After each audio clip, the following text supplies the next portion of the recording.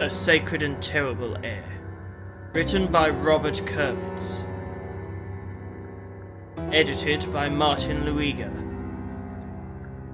Published by Zaul, 2013.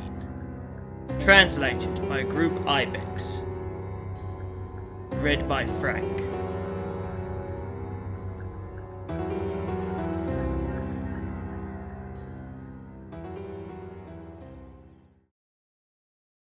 Chapter 16.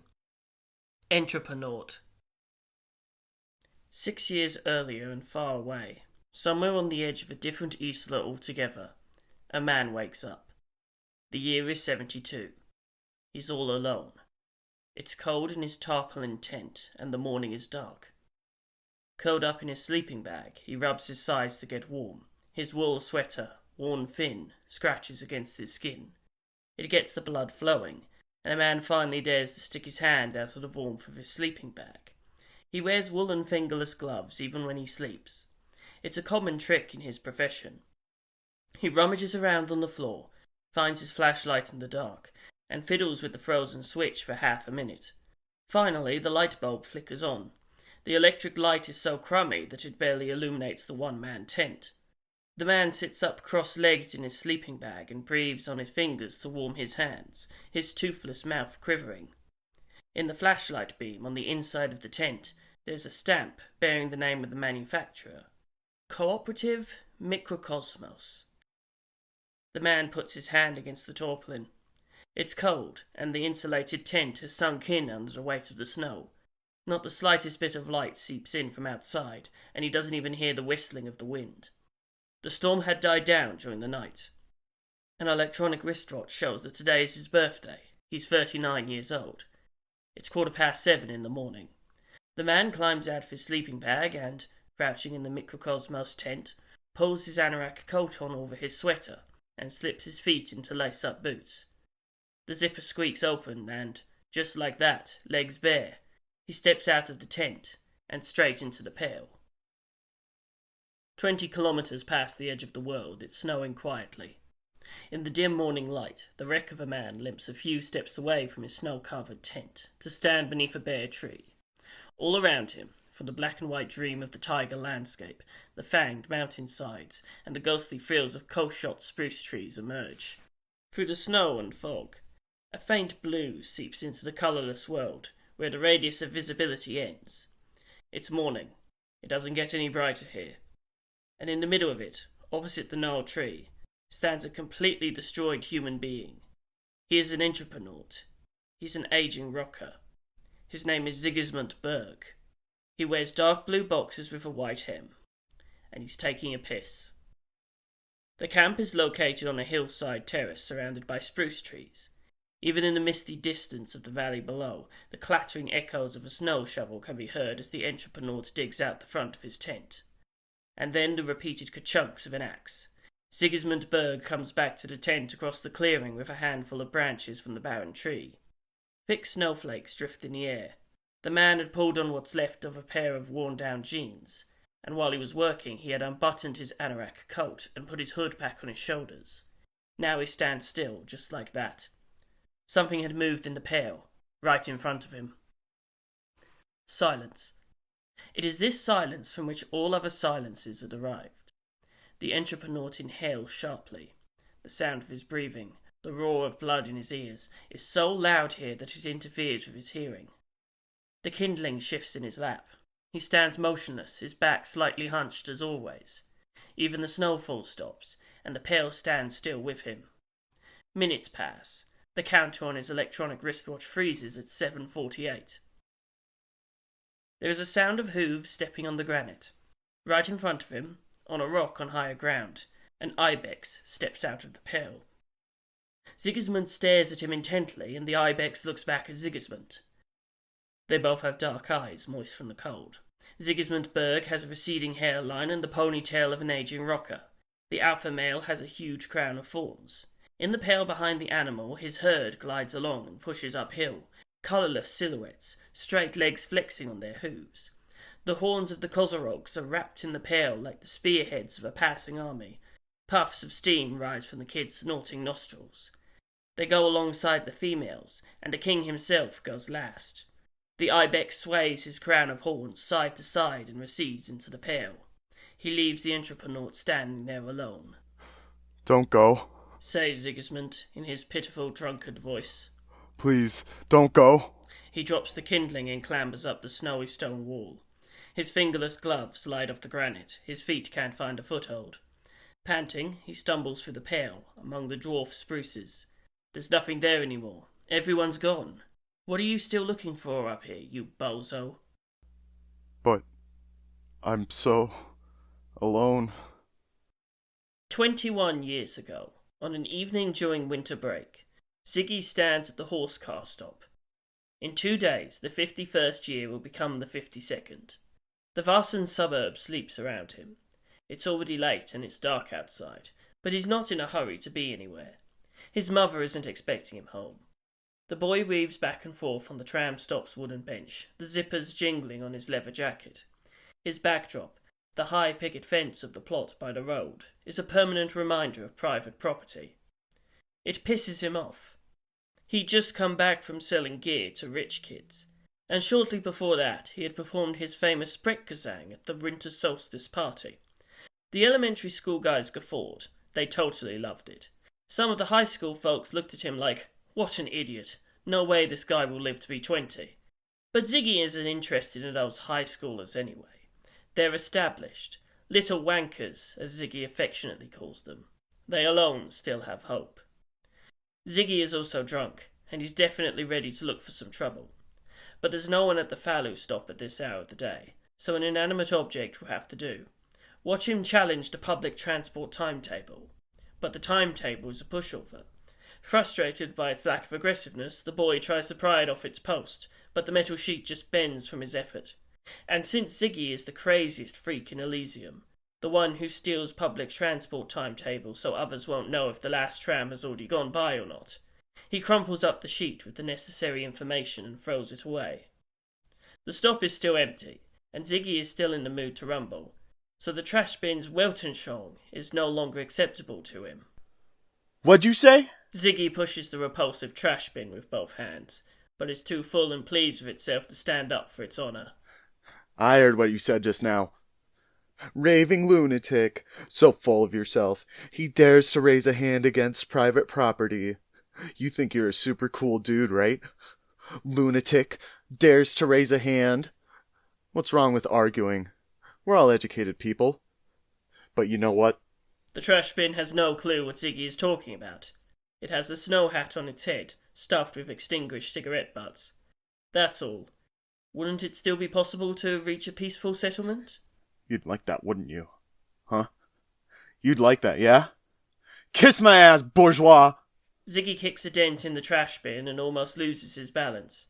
With the waste container completely humiliated, this stumbling force of nature turns his attention to the tram stop sign.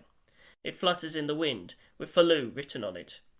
The sign starts spinning like a water wheel when Zygi jump kicks it. When he lands, he slips and slams down on his back. A cloud of snow rises into the air, and for a moment Zygi lies there, powder snow falling on his face, and laughs. The street lights shine above him in the dark blue winter night sky, and snowflakes drift by.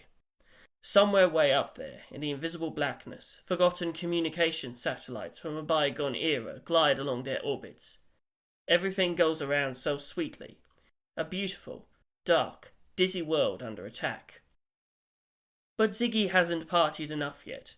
He pulls himself up. Since he dismantled the timetable, he now has no idea whether the last tram has already gone by or not. Fortunately, the young man is still in the mood to change the world, and so we see him proceeding on foot, the knees of his jeans white with snow, his leather jacket open in the front, and his pop-idol hair blowing in the wind. He goes along the streets of the suburb, heading towards home, and on both sides of the road, behind the picket fences, wooden houses are sleeping. He casts disdainful glances at them. Coziness is bourgeoisie. He's looking for the right run, the sweetest one of them all. He has a brick in his hand. He has a pimple on his forehead. Carl Lund, the young paper industrialist, reads a newspaper in the living room downstairs. In the header of the newspaper there's a silhouette of a centaur with a top hat, and grand serif typeface lettering that reads, Capitalist. This isn't the journal of a self-proclaimed speculator. It's a newspaper that was started 500 years ago in the dawn of the market economy, one of the oldest in the world. No get-rich-quick tricks are published here. In Capitalist, all political reality is considered through an economic lens. It's seen the way it actually is, on the flip side of the wishful dreams from the beginning of the century. Lund is concerned about the world, so he reads in order to understand, and he understands in order to help. Genuinely. You could read it yourself, with pleasure, and you would be a more influential person for it. But unfortunately, you don't understand Capitalist. Zygi doesn't either. He's tried, but he still doesn't. He didn't try very hard. Crop failure in Yezid, the Saraf epidemic in Saramisa. These things don't concern Zygi. He doesn't feel moved by them. To him, these are just reproaches, negativity. Zygi isn't worried about the world. He doesn't want to understand or to help. He wants something completely different, and in just a moment he's going to show you what it is. The boy tightens the laces of his sneakers. He doesn't feel cold thanks to his intoxication. He stands at the gate of a white wooden house with a brick in his hand, and winds up. The brick flies from his throwing hand. Zygi has a beastly grin on his face. The lump of stone catapults further into the darkness of the winter night, and at the receiving end, waiting to be destroyed, is a caricature of life, which is what a person living a slightly more normal life is to the young Sigismund Berg. Leather-bound books, the smell of mahogany. The window shatters into 1,000 little pieces, and the paper industrialist jumps up from his armchair. Upstairs, like a bad omen, dark green eyes fly open. I can't wait any longer! Yells Zygi, his elbows at his sides and his back arched from the strain. End, world! End! Saliva and puffs of steam fly from his mouth. It's a breath of flame reeking of vodka. He's a dragon. Lund is still a young man in 51, in his mid-30s. He flies to the front door like a bullet from a gun and puts on his sports shoes there. For the past month he's been finding garbage bags with the word bourgeois in his garden.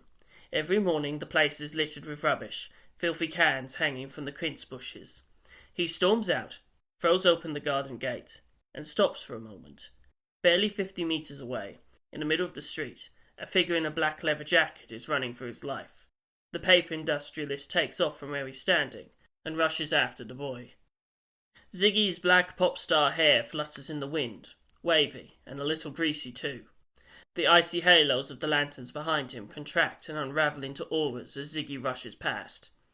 Snow flies from under his sneakers, his open jacket flutters in the wind. Fueled by alcohol, Zygi runs through the best days of his life.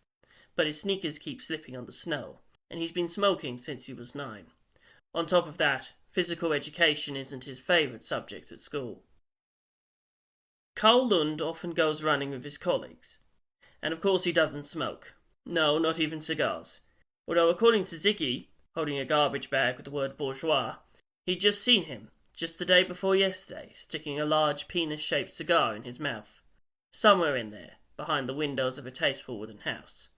By the way, Lund doesn't drink brandy from a carafe either, and he isn't a part of Les Morts, nor does he engage in sex tourism in developing countries. The man is sprinting in his high-necked black jumper, the white leather of his sports shoes glinting on the snow. The distance shrinks. Zygi slips on a corner and takes a new start on his hands. 30 metres away he hears Lund shouting behind him. Stay put, fucker! His palms sting, his lungs are bleeding, but the superhuman pain tolerance offered by alcohol speaks for Zygi again. In fact, he's already pulled his leg muscles to shreds. After years of slouching around, sudden sprints come as a big surprise to them. But Zygi doesn't feel anything. He could run forever. This is of course make-believe. The reality is that his body has its limits, and after an 8-minute chase they make themselves known. At a railway crossing, the two men are running barely 10 metres apart. Zygi makes a sharp turn and flies up the stairs to the platform. In the silence of the suburbs, the patter of their feet on the concrete and their increasingly rough breathing can be heard from some distance. 2 dark figures move across the platform under the beams of the lanterns, and the distance shrinks again. One look behind him and Zygi sees the bourgeois gentleman approaching with brisk, controlled movements, like a robot sent from the future. The boy jumps off the end of the platform, aiming for the railway industrial recesses of the suburb. There, where he hangs around. He keeps his balance as he lands and slumps forward across the snow. In the darkness of the railway embankment, he thinks, he can finally shake the robot off. Why won't he give up already? Usually people like him don't even dare to leave the house. They call their beloved police and then hang out together inside. Zygi comes first down the snowy strip between the picket fence wall and the railway embankment. The magic of the booze is starting to wear off, and he leaves scrapes on the ground as he runs, like wounded prey. He feels his right leg cramping. So be it. But before that, he still needs it for one last effort. Don't give in now, leg. Fuck, I'd really like to have a smoke right about now. Behind him, Lund can feel the boy's trail of sweat in his nostrils. He comes from a future where the world didn't end after all. All the people there are bourgeois, and the working class has almost been annihilated. One quick glance at the surroundings, and Lund sees a dead end of garages awaiting ahead. He squeezes out the last of his energy, bracing for a crash, intent on ramming into Zygi at full force and pinning him against the wall. Just one look at that spindly spider, and he knew he could overpower him. The man reaches out and touches the tail of his jacket. At this exact moment, there's only a metre or so of ground left before the garage wall. Zygi pushes himself directly against the brick with his right leg, but the other cramping leg doesn't really connect with the wall with the grace he'd had in mind. His plan partially works. He doesn't run up the wall with poise like a Tereesz enciferant. He slips, but he still manages to grab the edge of the roof with both hands. Zygi starts to climb up the wall, but Lund grabs his leg. Damn it, kid! Give up! But above him, on the roof of the garage, Zygi's friend towers over him, cheering him on. Zygi's friend is grand and majestic, though crippled by time. He flutters like a grey flag in the dark, and calls out. A completely destroyed human being rolls himself a smoke in the taiga of northeastern Samara, in the Nad Umai eco-region, which only recently sank into the Pale. 20 kilometers to the south, the world begins with the People's Republic of Samara. 4,000 kilometers further to the northeast is the Katla Isla, and what lies between the two, no one knows. Don't be naive. Of course it's not some kind of afterlife, Sigismund says, ending the pointless argument. He pulls shreds of tobacco from an aluminium cucumber can and places them on a rolling paper. Before leaving Sapamut Ulan, he'd stocked up on 2 months' worth of smoking supplies. The rations should suffice. In the central market, only dried-up leftovers in jars were offered in exchange for buckwheat coupons. The paper doesn't work either. The adhesive strip doesn't really stick. The paper sticks to his lip, and smouldering tobacco falls from the tip of the cigarette onto his chest. The entrepreneur pats his jacket with his hand, the glowing locusts of sparks the only colour in the grey around him. He's sitting in the triangular entrance of his tent, legs out, with a fire sputtering in a hole in the snow in front of him. On the other side of the fire crouches the ghostly grey cytoplasm of Ignas Nilsson, Krasmazov's schoolteacher friend, an apocalyptic Shrike. This gut-wrenching defect in the film tape is framed by co-shot spruce trees in fog in the background. He is black and white, and completely unnatural. Happy birthday, says the ghostly grey cytoplasm. 39. Answers Sigismund Berg. Well, how did that happen? you can go ahead and round up to 40. It doesn't matter anymore. Get ready. Tell yourself that you're 40 years old. I am 40. 40 years old. What happened? Wasn't there talk about you not getting older than 20? And you didn't have any plans for this time anyway. Why are you crawling around here? You know, Ignas, I'd like to disappear. The man mumbles and adjusts the fire with a stick. A dark orange tongue of flame comes to life in its heart. Again? Haven't you evaporated enough already? You can always fade more, Ignas. You can leave less behind. Scraps of paper. Dentists. Zygi puts a saucepan on the fire, fresh snow melting inside it. They'll catch you with this tooth business. You should have, back then, in Graad. You should have pulled out those suckers yourself with a screwdriver. I tried, but it was too painful. I don't understand what you're saying, man. Don't mumble. And besides, if it's not a doctor, you're overestimating the bourgeois justice system. Discretion contracts, like honor. They only have Pokazua. Do you remember Mazov? Zygi pulls dentures out of his anorak coat and puts them in his mouth. You're always babbling. What Mazov? And besides, look where I am. Who's gonna find me here anymore? Not even the Institute of Entreprenautics can find me here. You think? Zygi puts on an oven mitt and waits for the water to boil. I think so. And what's more, this time I don't want to go just like that, out of the country. Well, where do you want to flee from then, Zygi? Countries are enormous. From the world. The pail is tinted blue. Snowfields lay beneath it. The water bubbles in the saucepan. My God. Sighs Ignis Nilsson, who has been amputated into a stump by the censor of time. The mountain ridge leaves his backwards voice hollow, echoless. I've had more than enough of this disappearance nonsense. After quite a struggle, Zygi gets his leg free of Carl Lund's grip. He steps on the family man's shoulder and kicks himself up onto the roof of the garage. There he stands, triumphant under the winter sky, so young and so free. The bourgeois crouches in front of him in defeat. What are you gonna do now? Zygi sputters and gesticulates awkwardly with his hands, as if he's putting down this industrialist. What will you do, Trying to climb up?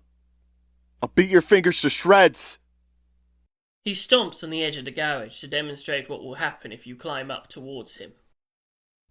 You lose, I win. You just fucking lost. Well done. Ignis Nilsson whispers from the shadows. I too nobly stuck it to the middle class. Together with Mazov, we killed them. You understand. Hundreds of thousands of them. We killed almost 1 million bourgeois. We would have killed more, but we ran out of time. I'll kill you! Screams Zygi. On the attic floor, the apocalyptic blacksmith's Phyllis has overcome him again, and nothing is forbidden. You hold the world together. I'll kill you. I'll kill your family. Boy, go to the doctor. Carl Lund waves him off and turns to go, but Zygi is rolling a snowball in his hands. When it splats against the back of the man's head, he turns around furiously and charges. You little fuck. I'll remember your face. I remember your face. Zygi pokes his face mockingly. I remember your face too. I know where you live. Snow floats around Zygi. Snowflakes melt in his black hair. Get down here, you waste of space. Get down if you're such a tough man. Oh, I'm coming. Zygi throws a snowball down at him, but he dodges. I'm coming down with the angels of death. They're wearing leather coats. Your family is dead. Homo! Very stylish. Praises Ignis Nilsson from the shadows. Referencing the special committee members was genius. You are a poet, but a poet of actions, not words. I'll rape your wife! You're on fire, boy. You're on fire. Keep going. You're gonna settle in Yakukata. I'll nationalize your companies. Now it's getting too theoretical. Don't go there. It's a slippery slope. You know you don't really know anything about that stuff. Tell him he's a pufta. Faggot! Enraged, Carl Lund tries to climb up, but Zygi kicks some snow in his face and starts jumping on his fingers, and the man falls back down. Okay, now is a good time to scram. But first, say something fierce to him. Faggot! That'll do. Says Ignis Nilsson, and Ziggy's leather-jacketed figure disappears into the darkness of the garages. A silhouette emerges from the blue-grey haze, next to the big tyres of a dump truck that's blanketed in snow. It is still twilight and grey in Nad Umai. Sigismund Berg comes alone down the road on the mountainside, carrying an enormous rucksack and with an aging rocker's ponytail hidden deep under the furry-edged hood of his anorak coat. Smoke leaks from the hood like a chimney. A man, 2 ski poles in his hands and a cigarette in his mouth, trudges through the entreprenetic catastrophe. When Mazov could no longer wait for the world revolution. You mean when he shot himself in the head because he had turned into a monster? Or because he was losing? It's not like that at all. To his left, Ignis Nilsson flutters like the grey flag. Mazov had a gentle soul. There was reaction everywhere. No matter how many we killed, there were always more of them. And then there were the setbacks. Everything completely collapsed in Revachol. He was just sad. He didn't think he was a monster. Sigismund's lonely Kirza boot tracks run along the road between the spruce trees. Holes in the snow from ski poles run next to them. Tell me, how much did it cost for you to take power? How many comrades did it cost? Tell me how it really was this time. I knew that Mazov's idea was working again when other communists came to kill me. Was it so, or wasn't it? Of course not. You want to assume the worst of us, so that you don't have to believe in anything anymore. So that you can do what you came here to do. So tell me, when can the 2 of us expect a round of cleaning? When will you go on alone? Honestly, I've thought about it, Ignis. Go ahead and think, but know that it wasn't all murder and killing. And when I took over, when I finally had it in my hands, it was an intoxicating feeling. Can you imagine the whole country being yours?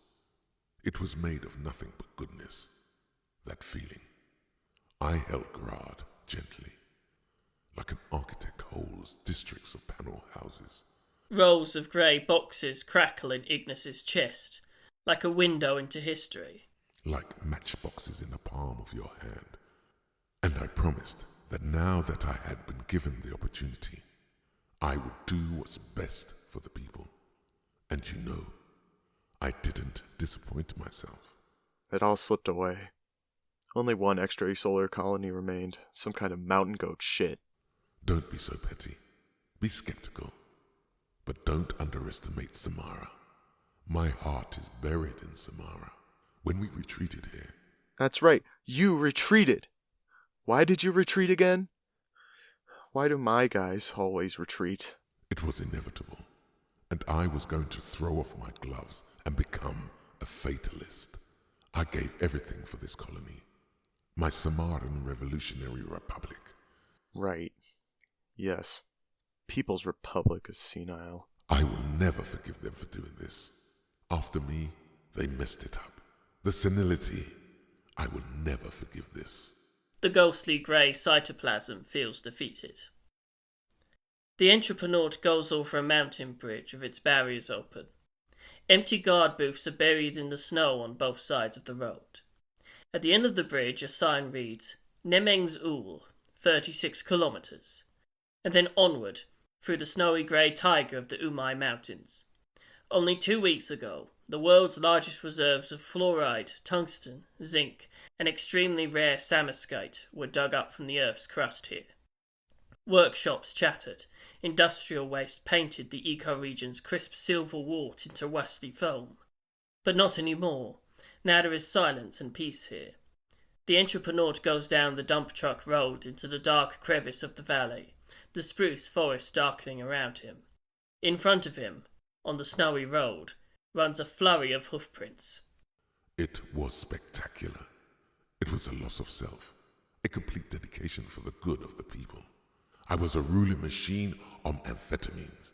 I never slept. None of us slept. We built it all from nothing. With the help of the Yakuts. It was a brotherhood of nations.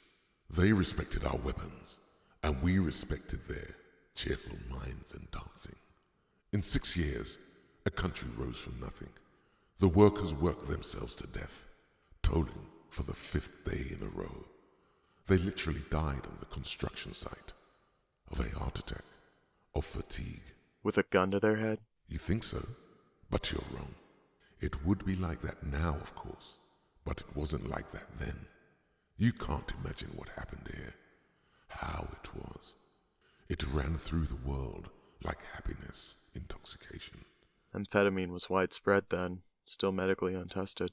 But Ignis doesn't listen. I said terrible things, yes.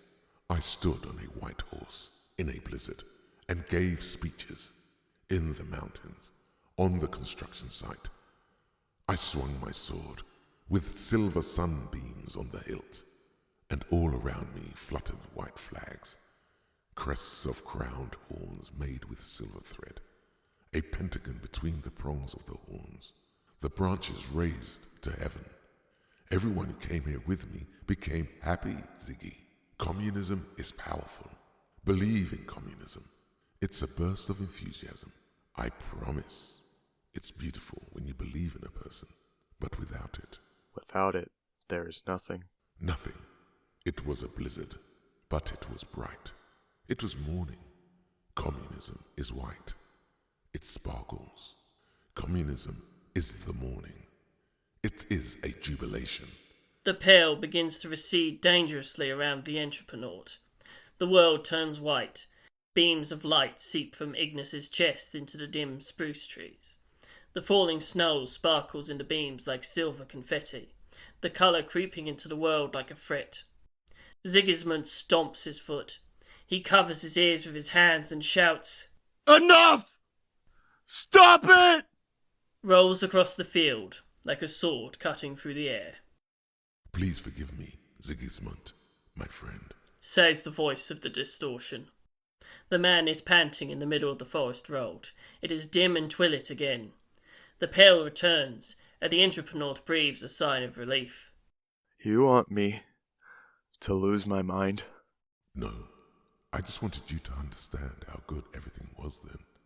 What kind of time it was. What a beautiful time. I'm sorry.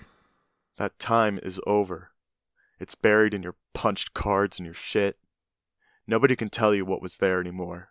Nobody knows what it really was. It's shifted out of place. What really was is gone. Only the pale remains. It's a mirage. You know that. I know it. It's those girls of yours who talk like that. The cytoplasm whispers softly in Sigismund's ear. The spruce trees are swaying. It's dim in the pale, but seductively soft. Those girls of yours. Girls don't believe in anything. All girls are bourgeois, Zygi. They weren't bourgeois. They were bourgeois. Every last one of them. They read their girls' magazines. Wherever show bourgeois fashion and perfumes. Virginity lost stories. It's all bourgeois. Every girl is actually a weapon of the bourgeoisie. You didn't know them. You don't know what they were thinking. Nobody knows what they were thinking. I don't know either, but it wasn't bourgeoisie, Ignis. It was something else. If that's what you want to think, then be my guest. But you'd better believe in people. Not in them. Believe in communism. I tried, but I can't. It doesn't work for me. I'm not the communist type. Then why are you talking to me? After all, I am communism itself. The spectre that walks the earth. Why have you been with me all these years if you don't believe in communism? Out of hatred for those who are better off in life, Ignis. And besides, you're a monster. Grotesque. Who wouldn't love the company of monsters? I'm not a monster. You're a monster. They call you the apocalyptic Shrike. Who else do you know who's called that? Nobody. All this carnage and Graad was by your hands. Your signature is everywhere. And when you retreated, even when Mazov was no longer giving orders, you had the enemy soldiers impaled on poles. 12,000 of them. You cut down the fir trees for poles. You made a pole forest. It was gross, Ignis. It was so that they would let me build my nation of the future. You do understand. They never would have left us alone. They would have shot us like wild game. That may be so, but still, a bit excessive. The Shrike. Look what you've become. Human speech sounds out of place in the silence of the pale. It echoes in the gloom of the trees as Sigismund trudges through the snow. There's an old trick coined by the great entrepreneur K. Veronikin that you have to shout in the pale. Otherwise you start to feel gloomy and the past comes up. But Sigismund needn't be afraid of that. When he first entered the Pale, he discovered to his great dismay that he couldn't return like everyone else. Or rather, he could, but not where he really wants. This makes him indispensable to Mazov's idea. The disappearance of the Lund children has literally given Zygi special entropinetic powers. The morning has passed. It's getting dark. A few tens of kilometres further on, the far Pale begins, and the world's times of day no longer register at all. He has to save up his batteries for that. He considers it, but then turns his flashlight on anyway. The snow shimmers in the beam of the light, and Sigismund directs it to his wretched friend. The Ignis defect shines through. Look at yourself. You're pathetic. Everyone would be better off if they had done a clean job. Just a bunch of amateurs. I would have burned all your film rolls. It's so cruel hanging here. But then, you would never have known me, Zygi. Think of all the times we've shared. After all, not everything has been bad. What about me? I'm talking about you. Wouldn't it have been better if you weren't here? No pole forest and no amphetamines, cytoplasmic stumps. Who needed that? It doesn't mean anything anymore, anyway. Ignis tries to buy time. You know that. It doesn't matter how many we killed. The world is ending. Soon, no one will remember me, not to mention you. If even the mighty of this world are not remembered. That's better. That's right. And the mighty of this world? You're a disgusting monster, rampaging around in this world. You rampaged too. Look at your hand, Zygi. Let's not forget. One more word. Say it and you're gone. The entrepreneur snaps. Compared to you, I haven't done anything. And anyway, which one of us is the revolutionary commissar? Is it you? No, it's not. Ignis shivers, frightened. I'm sorry, friend. 10,000 apologies. You alone are the commissar of the revolution. Sigismund Berg, the top of the party in your mind. I have no authority. All I have is this humble critique I've written about myself. Take it, but don't kill me. There is nothing on the other side of me. I'll do anything to stay, anything at all. I am hope. You know what I want. This is the last thing. Start talking. But Ignis is unable to speak. He has no mouth. The defect of the film strip frolics in the dark, in the beam of the flashlight. This is the height of cruelty. The impossible is required. An uncomfortable silence spreads in the forest air around him. Everyone is embarrassed. Why, Ignis? The entrepreneur repeats and leans closer, peering into the heart of history with a flashlight. Why did you do it? It didn't cost anything. I understand you emptied the banks, that was necessary. You even took the symphony orchestra with you on your retreat. By force. People like music after all. But why this? Who did it bring joy to? Why Hardenker? That model didn't cost anything. Tell me that, and you can stay. But I don't have any clue. The inside-out voice sounds sad. The soundtrack slows down. I don't know anything that you don't. No more chats. The entrepreneur shakes himself. Snow falls from the shoulders of the anorak coat. He goes on alone. An hour of frozen machine tracks and hoofprints in the snow run along in the flashlight beam. And when a herd of ibex finally emerges from the darkness, they are frozen in place in the middle of the road, like an exhibit in a natural history museum. Some of the females sometimes jerk in place, sneezing. This is a nervous impulse, a muscle tremor. The backs of the stuffed animals are already covered with snow, but their snouts are still steaming. They're still breathing. Some for a few days, some for a week. An anorak-clad figure moves through the herd with the indifference of a professional, until the beam of his flashlight casts the alpha male's crown of horns as a shadow on the wall of spruce trees. Sigismund looks into the animal's glazed eyes. Its sense of time has broken down. An automaton's primitive fragment of a brain strays in the pale fast than that of a human. This is how hunters from the outskirts go hunting in the Entro Qatar. Of course, they'll eventually go mad from it as well, and one day they won't return. But not Zygi. He has special abilities. He takes a pocket knife from his belt and slits the protein mass's throat. Chapter 17. Harnonka. 150 years ago, on another Isla, the Graad Isla, it snows in the city of Mirova. It's a midwinter evening, but thousands of people have gathered in the harbour. The quay bustles with them. In the background lies Imperial Graad, church steeples and chimneys. The crowd is waving, bidding farewell to the airship rising into the sky. A swan made of wood and nickel rises into the blizzard, and the passengers of the world's first interstellar flight wave to the crowd from its balcony baskets. Well-dressed bougie people, with a never-before-seen adventure ahead of them. It's the Pale. Terrifying, but at the same time, such an upbeat and unforgettable experience. Modern technology, in the form of a luxuriously upholstered airship, now makes such an experience possible for an ordinary, if perhaps slightly better off, citizen. And on the other side of the Pale, oh mystical Pale, the land of Kotla awaits, with its royal capital of Vasa. This juncture in history is monumental. Journalists are swarming. Photo flashes are lighting up. The small bulbs in the cameras burn out. Their light causes snowflakes to freeze in the air.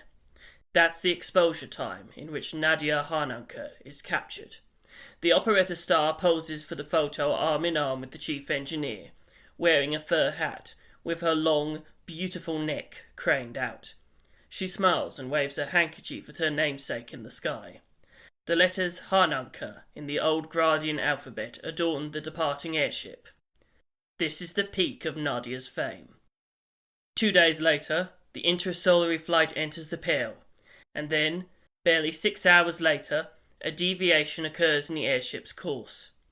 Harnonka has gone missing with 1,500 passengers on board. The flight is believed to have drifted into an uncharted entropinetic mass, the Pale super deep. But who all thinks that? Para-historians, evaporation nerds, and a couple of crazy SRV Pale fanatics. Men like K. Veronikin, a demented entroponaut and communist from the People's Republic of Samara, and an internationally unrecognised authority on the field of history, Inayat Khan, who I guess doesn't live in his mother's basement anymore.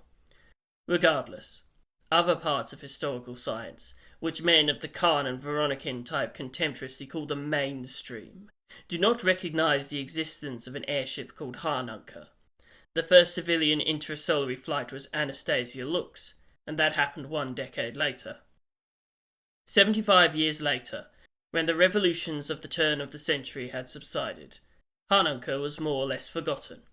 The documentation that newspaper archives provided could have been destroyed, for example, in the fires of the Graad Revolution, but still, the event would be too large-scale for that. If historical memory proves itself backhandedly, even in the case of a small cog like Julius Koninsky, the disappearing commissar, then where did the world's first interstellar flight, with 1,500 people on board, disappear to? In the century after the revolution, Harnonka finally sank into the shadows of history.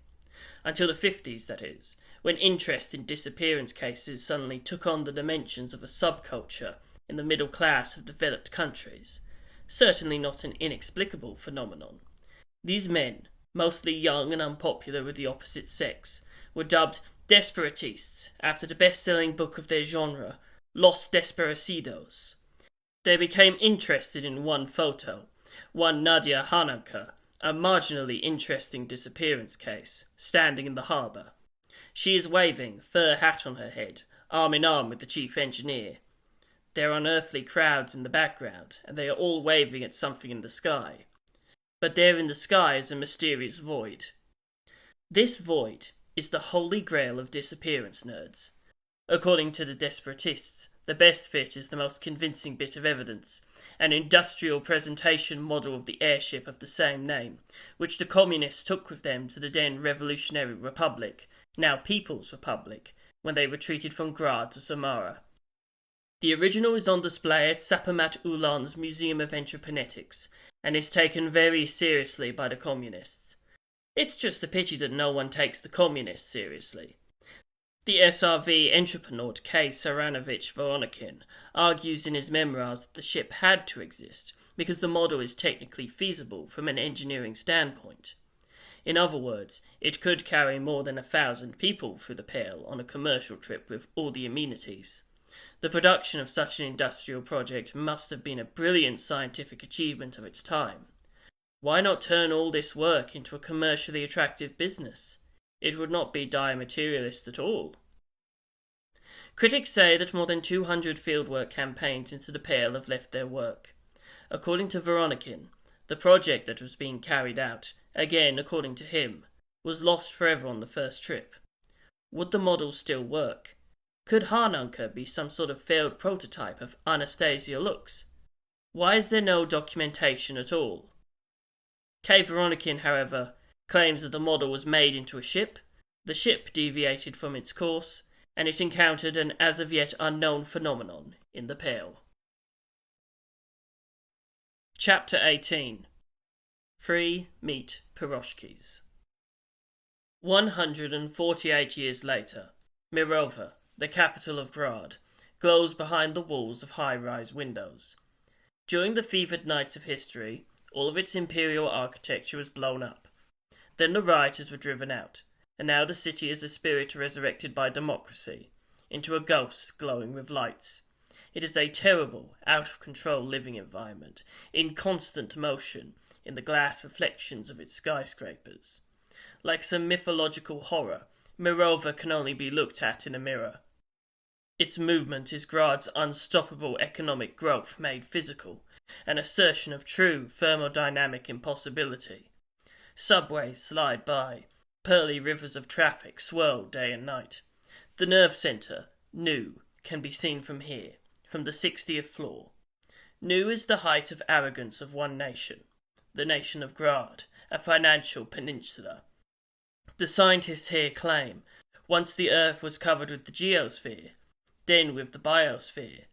Now is the time of the Nu sphere. A mind covers the Earth, and Nu skyscrapers are the throne of that network.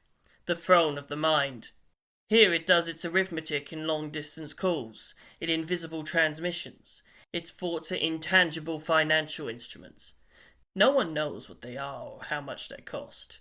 The mirrored glasses are black, obviously the intersolary real. But what is a person? A person is light. The scientific community of the People's Republic, the third generation of expelled rioters, laughs at this. In Samara they have also introduced the fourth term, the entroposphere.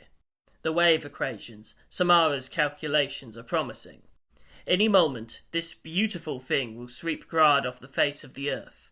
In that barely perceived place where communism becomes nihilism, definitely a more subtle transition than that from a friend of children to a molester of children. The cream of the crop of the political party seem to think, why not? Our idea is no longer to win your hearts, and, let's be honest, we never will. We love the idea, but the world somehow doesn't. Let it disappear then, if that's how it's going to be. When Sarjan Ambrosius turns his back on the window of his new penthouse, only 2 years remain until that day. There will be a class reunion, then the Northern Pass will collapse, and in the chain of events that's triggered, it will become clear that what's shining behind Ambrosius is nothing more than the last stage of development of Stihia. All light comes from outside. Snow floats by outside the window, evaporating from the howl of Nu's thoughts long before it reaches street level 60 stories below. There will never again be winter in Mirova. Only here under the sky does it still exist. It's cold in the hall. The pillars stand out in the darkness. The phone rings. Ambrosius walks over barefoot, wearing a suit. The shadows of snowflakes dance on the glass display cases around him, which contain the world's largest private collection of disappearance memorabilia. Sometime in the past, before Ambrosius became a 50-year-old oil billionaire, he'd been a young man without much success with the opposite sex. One of the first. Only the ringing of the telephone breaks the dignified silence of the hall. The man takes a seat at his desk and clicks the speaker on. He places his free hand on the skull of Ramut Karzai where it sits on the desk. It is authentic. I'm listening. Some man from Katla, Vasa area code, reports the faithful secretary. He says that the number was given at a private collection auction, but I think he probably wants a loan. Why? Well, this long-distance call is at the expense of the respondent. And Bardsumjan roars with laughter. At the respondent's expense. All right, connect. But alone. The man waits, one hand on Ramut Karzai's skull, the other on his grey beard. He is of massive stature. You don't give loans, says the secretary. Exactly. Out of principle, I don't. Connect. The speaker switches to a long-distance call. The pale seeps into the hall air from the fabric-covered ziggurat. The signal runs as an entropinetic sequence through the great unknown, from Cutler to Graad. Relay stations clear the call from the noise of history along the way, but something always creeps into the wires, a ghost radio station. Its quiet voice and its unintelligible language reminds us what it's here for. To end life. Azimuth Boreas Sinus passes through the broadcast on a hidden radio frequency and disappears. And Bardsumjan is used to it.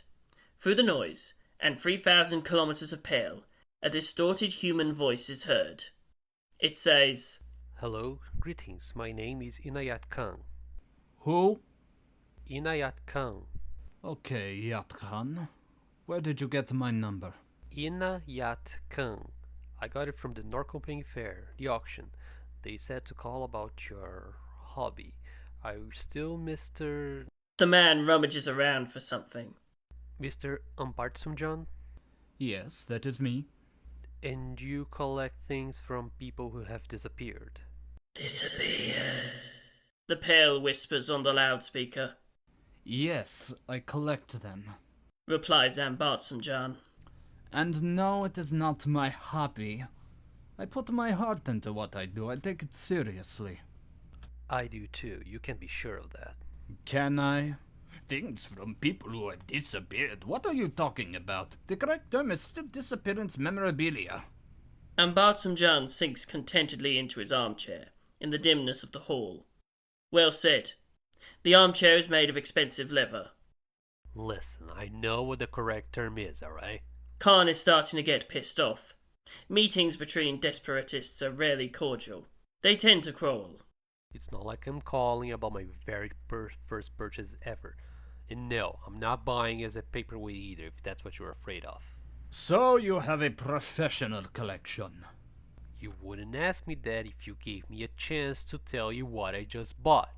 How extensive is your collection? You see, you're not letting me tell you. Well, I will eventually. I'd still like to know first who I'm talking to. Ambartsumjan doesn't raise his voice. After years of training, it contains only a barely perceptible bit of the whiny voice cracking of a nerd. His zits are also rather more psychological. His grey beard is authoritative. He strokes Ramut Karzai's skull like a pet. Anyway, I consider the technical mod of the Harnoncourt to be my crown jewel. Exclaims Khan, a whimpering note in his voice. Ambartsumjan shakes his head. He leans closer to the table. And you have an anchor? Yes, I have it. A copy? No, I went thieving in Sapromat Ulan. Of course I don't have the original, and you don't have it either. Khan gathers himself for a moment. I understand that you have another copy in your possession, yes? That's why I'm calling. It's written in the contract, the responsibility of the owner. I have to get a service manual from you. Do you have any idea what this is? Ambartsumjan is dead serious. Do you know how important this is? There's nothing left after this. Ambartsumjan nods slowly. Right. You have to devote time to her. To hold her.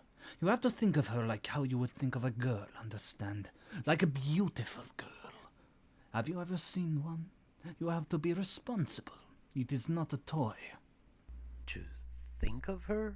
In what sense? That is the maintenance manual.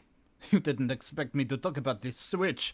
For example, did you know that there was also a third copy? A third copy?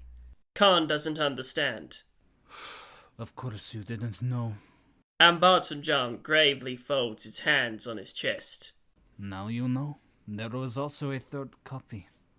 But all that remained was an empty display case. You have to watch her all the time. Don't let her out of your sight. Don't leave her alone. And when you do, think of her. Do you think it's a coincidence that they keep the original in a museum? Think. Hundreds of people pass by every day. They look at her. And then, when the museum is closed, the night watchmen are watching. Khan says nothing. A ghost-like hum echoes through the ether.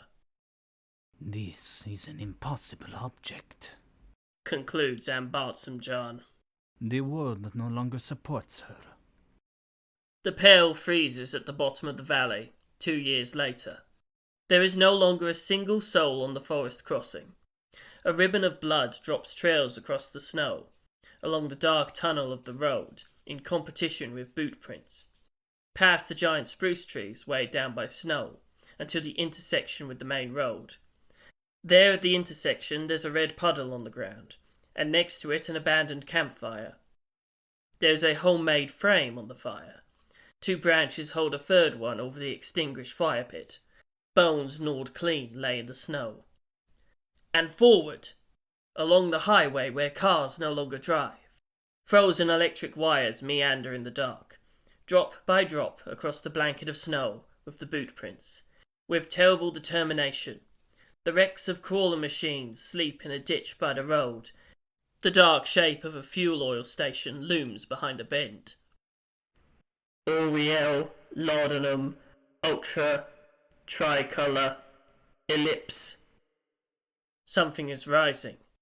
There is a screeching sound of steel. Tell me that you understand what I'm talking about and that you will start doing it. Ambrosius orders. I think so. I'll try. Don't just try, do it! You'll understand eventually. After the third one disappeared, I became paranoid, to say the least. To this day, when I walk into the room and turn on the lights, I fear it will happen again. That there will be an empty display case in the middle of the room. Or that there will be nothing in this room at all. You soon will have the same outlook. Then you'll understand what I'm talking about. In what sense are you afraid that it will happen again? The wording does not go unnoticed by Khan. Ambrosius is quiet. He taps the skull on the table. What do you mean by again? Repeats Khan. I lost her, that's what happened. She was mine too, the third one. But you know, it wasn't like it usually is, when something disappears. Keys, for example, or something expensive. Have you felt it? Been faced with such a phenomenon? With such a feeling? The professional arrogance in Khan's voice is wiped away in an instant. I have. He says. Then you know what I'm talking about. Someone knows what I'm talking about. The man's hand slips from Ramut Kazai's skull. The floodlights of a distant airship slide by outside the window of the hall, and the shadows of the pillars creep along the floor. When did it start for you? Asks Ambrosius. 18 years ago. That was the first time. From there on... Khan falls silent. From there on it gets more and more frequent, right? Yes. Answers Khan. And on top of other things too. What other things? Ambrosius has now moved his ear to the speaker, his chest on the table. All things? Yes. Side streets, a girl riding a bicycle, a light, or when a horse looks on, especially animals. In the whole world? Yes, the whole world. On both sides of the highway, heavy tracked machines, iron relics, rise up into the pale. They spin, helpless bodies, snow falling from their rusty frames. This is how matter degrades, drop by drop, like an analog rhythm running from red through the colourless world. The international alphabet is hidden in the low-frequency waves. Nadir, Ellipse, Gamut, Asimov, and so on to the border of the settlement. Nemeng-Ul has a ghost district of panel houses. The streets are empty. There are 3-story concrete buildings rising on the hillsides on either side of the valley. A single bicycle hangs in the air next to a swing. Otherwise, everything is completely normal. Convenience store windows and a community centre pass by. Footprints run up the stairs to the hospital door where the padlock has been broken open. He will escape. He escapes! Tricolour, Econ, Oriole, Nadir, echoes in the dark of the corridor. Connection terminated. And it's been like this for you for 18 years. It's been 12 for me. And Bartsum sinks back into his chair, deep into the leather. Then it gets even worse. But eventually... Khan's voice hisses in the curve of the pail. Eventually it changes somehow. It's somehow good, this feeling. Good. Yes, as if everything will be alright. As if everything will be alright. Sighs Bartsum. I don't have mine anymore, and I think it's better like that. I sold mine, the remaining model, a while ago. This constant watching, this obligation. The man collects himself. It wore on me. You sold it just like that? Just like that, and cheap too, to the first bidder. The man seemed right. He really wanted it too. That was important. There must be someone who would take care of a thing like that. Someone who looks at her a lot and doesn't let her disappear. Like me. 1,500 people it was. But the register says that it's still in your hands. What register? The auction register. Khan's voice is getting increasingly sharp. Otherwise I wouldn't be talking to you. I would talk to the new owner. No, I don't understand. The man had to register it himself. Are you certain? And Bartsum gets up and walks around the table, still holding the skull. Perhaps. Who did you sell it to, if you still remember? Of course I remember. Okay. Snorts Bartsum. Berg was his name, a private collector. Zygmunt Berg? The speaker blasts. With black hair, skinny? Something like that, yes. It was... what was it now? 10 years ago. But yes, Zygmunt Berg. Are you absolutely sure? Was he foul-mouthed? No, actually, tell me. Did he speak with an accent, as if he lived in Vasa? God, I don't remember such details. There could have been an accent. Why is this so important? And you said 10 years ago? What year exactly? 59 or 60. Why? In any case, it was after 57? Absolutely certain. Listen, I have the papers here. There you go. Commands Bartsum with the skull towards the speaker. Why is this so important? Because... The voice in the cigarette could explode with excitement at any moment. That man died in 57! The giant-like oil billionaire hunches over the table. Please repeat that. What? But on the other end, Khan is no longer listening. A clue! He explodes. And the last thing that Bartsum hears is the man's distant voice in an ever-increasing hiss. Mom, I found a clue!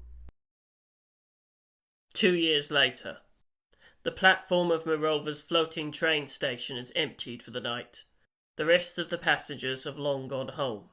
The magnet train, stopped by its buffers, rests above the city next to the platform. The 5-story scales of the cars tower above, and next to them, through the blizzard, a robot walks. A voice approaches. The robot walks, and a big fat pilot sitting on it in the cockpit turns the robot's head. Answers the control system. The machinery corrects course, the flaps of its herringbone coat flowing in the wind.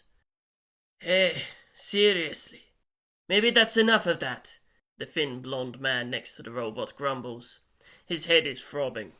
Behind him lies a 6-day-long train ride of binge drinking, full of incessant gibberish about disappearances, Ambrosius and Zygi, Ramut Kazai's skull, and a vanished airship with characteristics that remind Khan of the girls. But the amateur entreprenetics got so morbid that no one really wanted to think about it. And then they found themselves on the stage of the bar Panorama, singing karaoke. All three of them. Now I'm so happy I found you. The robot speeds up instead. The pilot has pulled the machine's head back. That's why. That means acceleration. The robot goes along, and the fat man giggles on its shoulders, a turquoise orange-violet scarf blowing in the wind. Hydraulics operational. Starting diagnostics, says the robot in a robot's voice, and moves along. Weapon system, check, the pilot orders, snapping his fingers in the direction of the skinny person below. Weapon system, operational, replies the robot. The skinny blonde abruptly hands the pilot a bottle. He puts the fuel in the machine's mouth. It roars, and red liquid drips onto the snow. Fuel reserves, 100%. Forward! The fat man points to the blizzard. Wait, says the robot, and adjusts its load. Are you ready? Ready. Starting search and rescue protocol, says the robot. But it only manages to take 3 steps. When far on the other side of the platform, someone steps out of the blizzard. The robot is startled. The fat man falls off its back. The blonde instinctively dodges. The wanted agent, Tereesz Majek, pulls a pistolet from his coat pocket, and the man from Internal Affairs on the other side of the platform reciprocates. Behind him, 2 more agents of the ICP appear out of the storm, pistols in firing position. They aim, and Majek, the wanted agent, aims back at them. It's sad to see, says the man from Internal Affairs. How far he has fallen. Just imagine, 22 solved cases, but now a compulsive disappearer. The floating station hangs in the air like a black spirit above Mirova's glow. Tereesz Majek, a former agent, stands there on the platform, on the windy street beneath the sky. The man from Internal Affairs can see his unshaven beard, the tie thrown over his shoulder, and his drunkard's face. The flavoured berry wine freezes on his chin. His tobacco-stained teeth transform into something like a smile. His 2 friends, hunched on the snow, are gesturing at him. They are panicking. The man from Internal Affairs wears a proper black coat and a black suit. Did you think that you could just disappear from the ICP? He shouts into the storm. You put the gun down, you come in calmly, and no one gets hurt. There are 20 men down below. There is no escape from here. The maddened agent shouts something, but it's inaudible in the rising wind. The bloodhound of Internal Affairs cups his ear with his hand. What? František the Brave! Comes from the other side of the platform, along with a pistolet shot. No! Shouts Khan. Zygi kicks open the door in slow motion. Splinters fly. The spine of the lock gives in with a rattle. The door comes off its hinges and hangs there miserably. A bare-chested boy stands in the doorframe, a bottle of wine in his white hand. He sweats from amphetamines, longs for pampering and beauty. He is 17 years old, with 3 years left on his shelf life. The boy puts his left hand in his pants. Which one of you bourgeois bimbos wants to fuck? A living room with respectable interior design spreads out in front of Zygi. 20 young middle-class people sit there, a house party. Half of them are girls, but none of them want to sleep with Zygi. It's the evening of the next day, New Year's Eve. 51 will turn to 52 in 2 hours, and these young people are Ziggy's new schoolmates. Right about now is when they start to think that maybe they shouldn't have invited Zygi. Enough! Handsome Alexander jumps up from the sofa, but he doesn't get these words out in time. Get out, you waste of space! He can't betray his friend Zygi, because to be honest, Zygi has no friends. Zygi is a sweaty monster. He shouts, Zygi, strike first! And then a bottle of red wine flies into handsome Alexander's face. The young man, beautiful as Absalom, covers his face with his hands. My God, my face! He looks at the wine on his hands and thinks it's gushing blood. His face! Shouts Alexander's girl, one of many, and jumps behind the couch. He broke Alex's face. The whole room murmurs. Handsome Alexander himself is blinded by grief. His wine-drenched face contorts as an impossibly beautiful battle cry escapes his lips. Ah! He lunges at Zygi's feet. My face! I'll kill you! A sweaty junkie and a male beauty in a tight shirt are rolling around on the floor. Zygi tries to get up, but handsome Alexander won't let him. He punches as hard as he can. He's really being rough. There seems to have been a miscalculation. Zygi forgot that handsome Alexander goes to the gym after school and pays equal attention to all of his muscle groups. Zygi is in pain. The floor lamp topples over along with someone's cup. Inside Zygi's skull, the middle-class youth is spinning in the shallow underwater blows of his fists. Zygi can hear voices, girls' voices. They say, "Junkie! Loser!" His hand scrambles around, but he can't get a single weapon in his hands.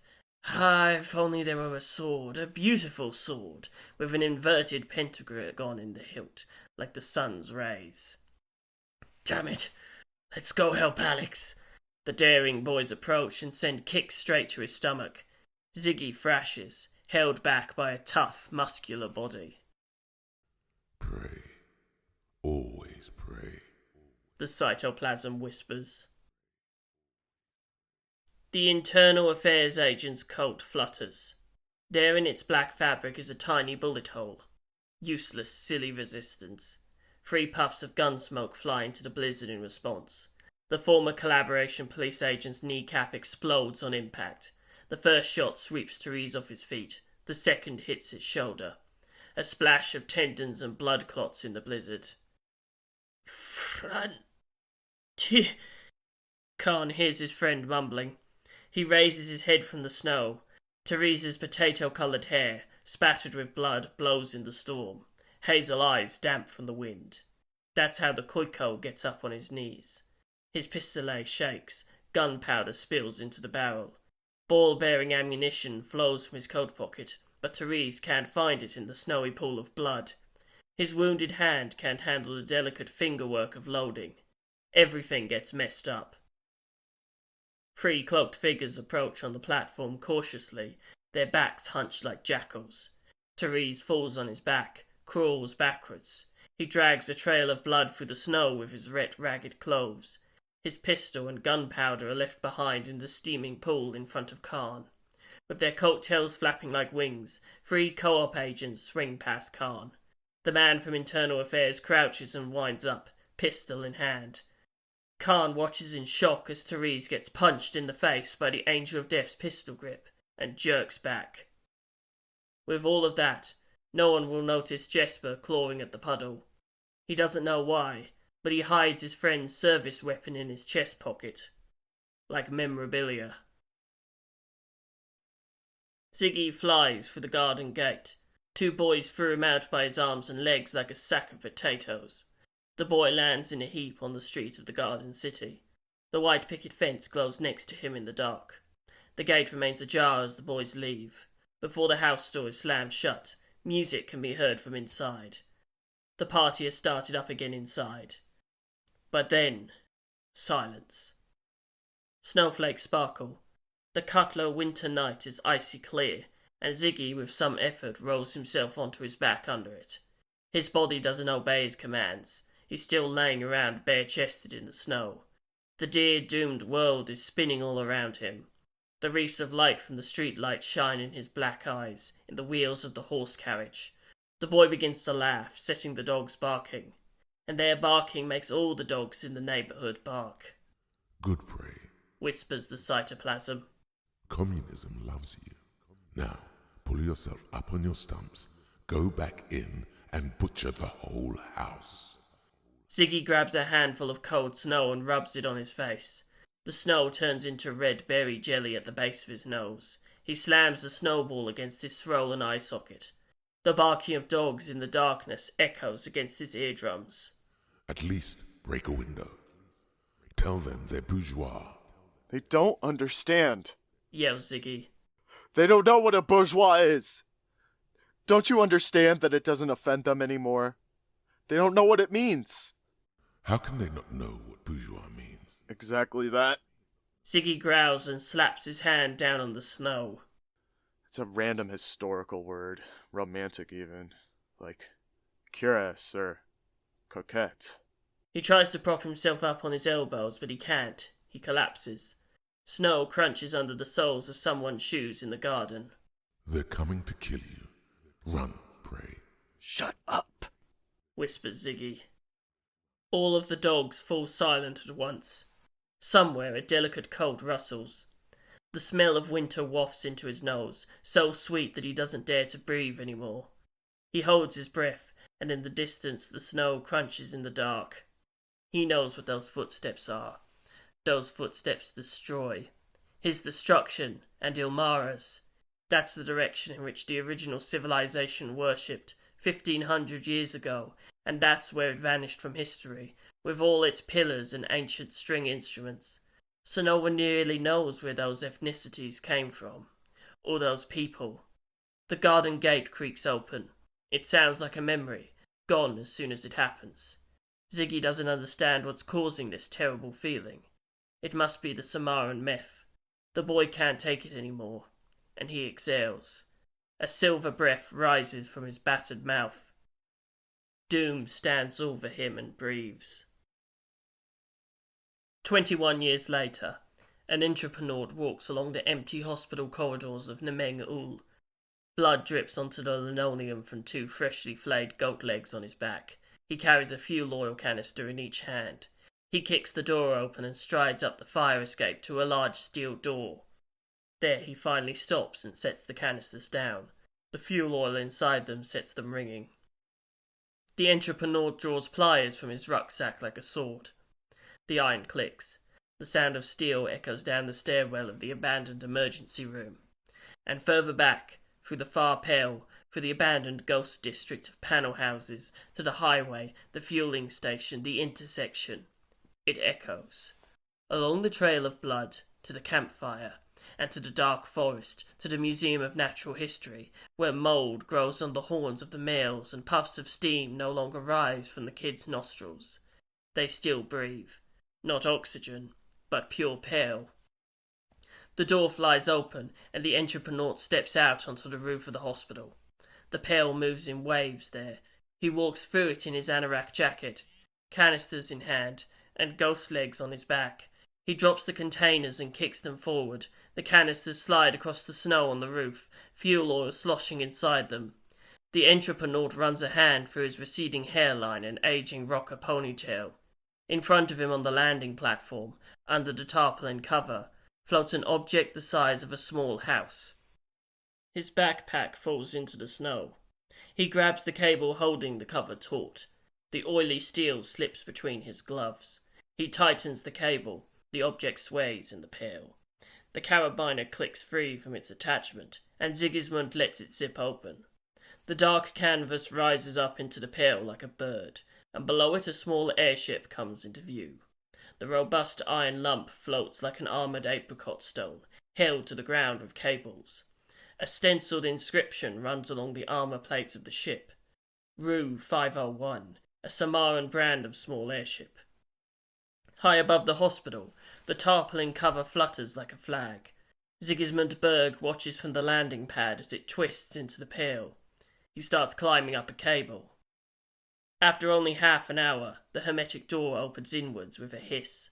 Oxygen flows out of the cockpit. The porthole and gauge covers fog up from the change in atmosphere. A sweaty Sigismund Berg climbs in through the door. The small bedroom-sized space shakes with his effort, and the room sways. He throws the anorak coat to the floor angrily, and resolves to never wear it again. It's practical, that's for sure, and even a uniform for an entrepreneur. But for him personally, the jacket is associated with a fad that his eyes should never have seen. Disco. The man starts pulling up the ropes tied to his waist. He still doesn't say anything, Not a word, even though he's covered in bruises from falling. He doesn't even swear. First comes the backpack, then the goat legs, and last of all, 2 fuel oil canisters clank against the hull of the ship. He collapses against the wall, exhausted, and rests there for a moment, rolls a smoke and puts it behind his ear, pulls out the rolled up maps. Matchbox held between his teeth, he lines up the maps on the wall of cockpit devices. Aerial photographs are lined up in a row. The dark green taiga of Nadumai, a cluster of concrete boxes in Nemengul, and next to it, the former border of the world, as if drawn in grey watercolour. A huge empty mess full of azimuth, ellipses and sinusoids begins where the world ends, and even farther away from this geometric maze, in the most magnificent of solitudes, in the eye of the circle where no destination leads, runs a line of tiny dots, a distant constellation, a superposition. This is the terminus. Rodionov's Trench is located in the heart of the Pale, 4,000 kilometres from the edge of the world. It could take years to fly there. He looks down, and on his hand, tattooed on his white knuckles, are numbers strung along like pearls in a necklace. 5, 12, 13, 14. Sigismund Berg turns the ignition key. Lights come on in the cockpit. Fog lights up golden in the middle of the Pale. A buzz of electricity passes through the airship like a purr. Needles jump behind the indicator glasses. Welcome, Entreprenaut. The man presses the button on the ship's Stereo 8 player labelled Start in Samaran lettering. The label on the disc says in a girl's swooshy handwriting, Zygi's Ride to the End of the World mixtape. When the tape starts spinning, the heart will be in the middle of the last I of the name Zygi. Rock music from the 50s, from a now burned out band of Tereesz drunkards, plays from the transistor radio. It's a beautiful song, which unfortunately the bourgeois didn't understand. Track 1, Helveti, was too complex, too dark, and the lyrics were too intense for their established, womb-shaped musical taste. May they rot in hell. By the time the Pale invades the corners of their kitchens and turns them into protein masses, the members of this ensemble, which, despite their best efforts, haven't garnered a large audience, will have already drunk themselves to death in front of the Lemonkai's village store. Zygi lights the smoke. He nods his head to the rhythm in the middle of the cockpit, wearing a caracol sweater. These tunes are the real deal. They say it like it is. But something is still missing. You forgot your jacket, Zygi? Says the destruction in the darkness, in a girl's voice. But Zygi doesn't dare to open his swollen eyes. He knows what really awaits him there. The scent of snow is all around in his broken capillaries. Oh, bourgeois perfume! Yoo-hoo, your jacket! The destruction sings. Tell me, Doom, Zygi croaks in the dark space of winter. is it a cool leather jacket? A pretty rad jacket, yeah. The zippers jingle above him. Blood flows into his mouth. A snowball melts in his eye socket. He coughs. Doom, so you like leather jackets? I do. And you know who I am? Of course, you're Zygi, Destruction exclaims happily. the baddest boy in school. 21 years later, Sigismund Berg opens the ship's toolbox. There's a black leather jacket lying on top of the wrenches. It's his jacket. He pulls it on. The shoulders no longer sit properly. His back has developed a hunch. The zipper doesn't close around the beer belly either, but so be it. It's rad like that. He leaves it open. There are 7 white stripes running down the back, and they still look totally evil. Like this, the entreprenaut stands in the cockpit door of his airship and tosses his ponytail over his shoulder. Cerise rock echoes outside in the frozen Pale. The harmonica howls. You could say that Zygi is self-chilling there at the door. He hums along and hits the danger button with his palm. Thus the clatter of the iron frame sounds over the beginning of the beat. The propeller landing gear falls down. The ship begins to rattle to the music, her propellers unfolding in the Pale like luxuriant steel petals, the blades hanging down. He sings, and the familiar upside-down echo joins him. Together they are mighty one last time. The ghostly grey cytoplasm of Ignis Nilsson stands on the landing platform below, between the unfolding propeller blades. Sigismund stares at him, and Ignis looks back at Sigismund. The pale flows in and out of the beating heart of the cytoplasm. Ignis is only a slightly brighter clump in the ascending far pale. The enemy of matter drifts through him, like wings. Communism forgives you. He says. Communism understands. Ignis, Mutters the entreprenaut. forgive me. Already done. We also had a man of your measure in Graad. Ion Rodionov was his nom de guerre. I also considered him a friend. I guess you know that name. Only the name. But you don't know who he was. He was the mathematician of the revolution, at the top of the party, with me and Mazov. No one knows that, nor why he took the Arnenker model from Graad with him. But I don't know that. The cigarette drops from Sigismund's mouth. Of course you don't know. Only the Commissar of the Revolution and a handful of close associates know this. This man is a real non-entity. His whole life's work is like this. If they were already unable to accept dialectical materialism, how could we have explained Nilmat to them? Sigismund is silent. The song ends. He wanted to use it as a weapon of mass negation against the bourgeoisie. That would have been our answer to a nuclear weapon. You know there's no uranium in Samara, but he couldn't find that place. We did. Says the SRV entreprenaut. The ropes holding the airship down snap loose like whips. Too bad. I've never been too fond of that wing of materialism. Terrible if they were right. I love the world, every last atom of it. But if the world doesn't love our idea anymore, you and Rodionov will be second best. My name is also a military name. Says Ignis Nilsson. And at least that way, we're not prey anymore.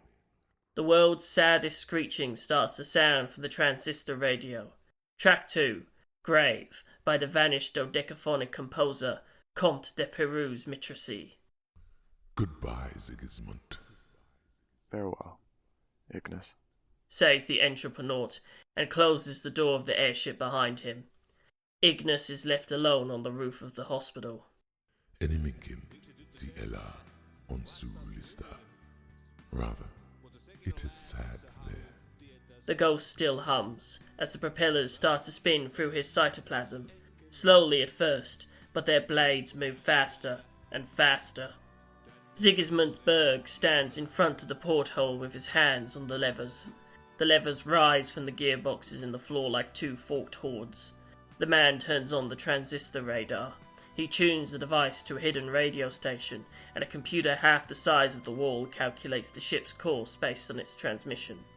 The signal comes from countless different points, a superposition constellation 4,000 kilometers away. From the transistor radio, he hears the speech component in the vibration of the strings. The kitten-voiced girl repeats there, in an endless circle through all time, what for her, looking from Rodionov's trench, is one and the same, a simultaneous and immeasurably complex event, a perfect closed system.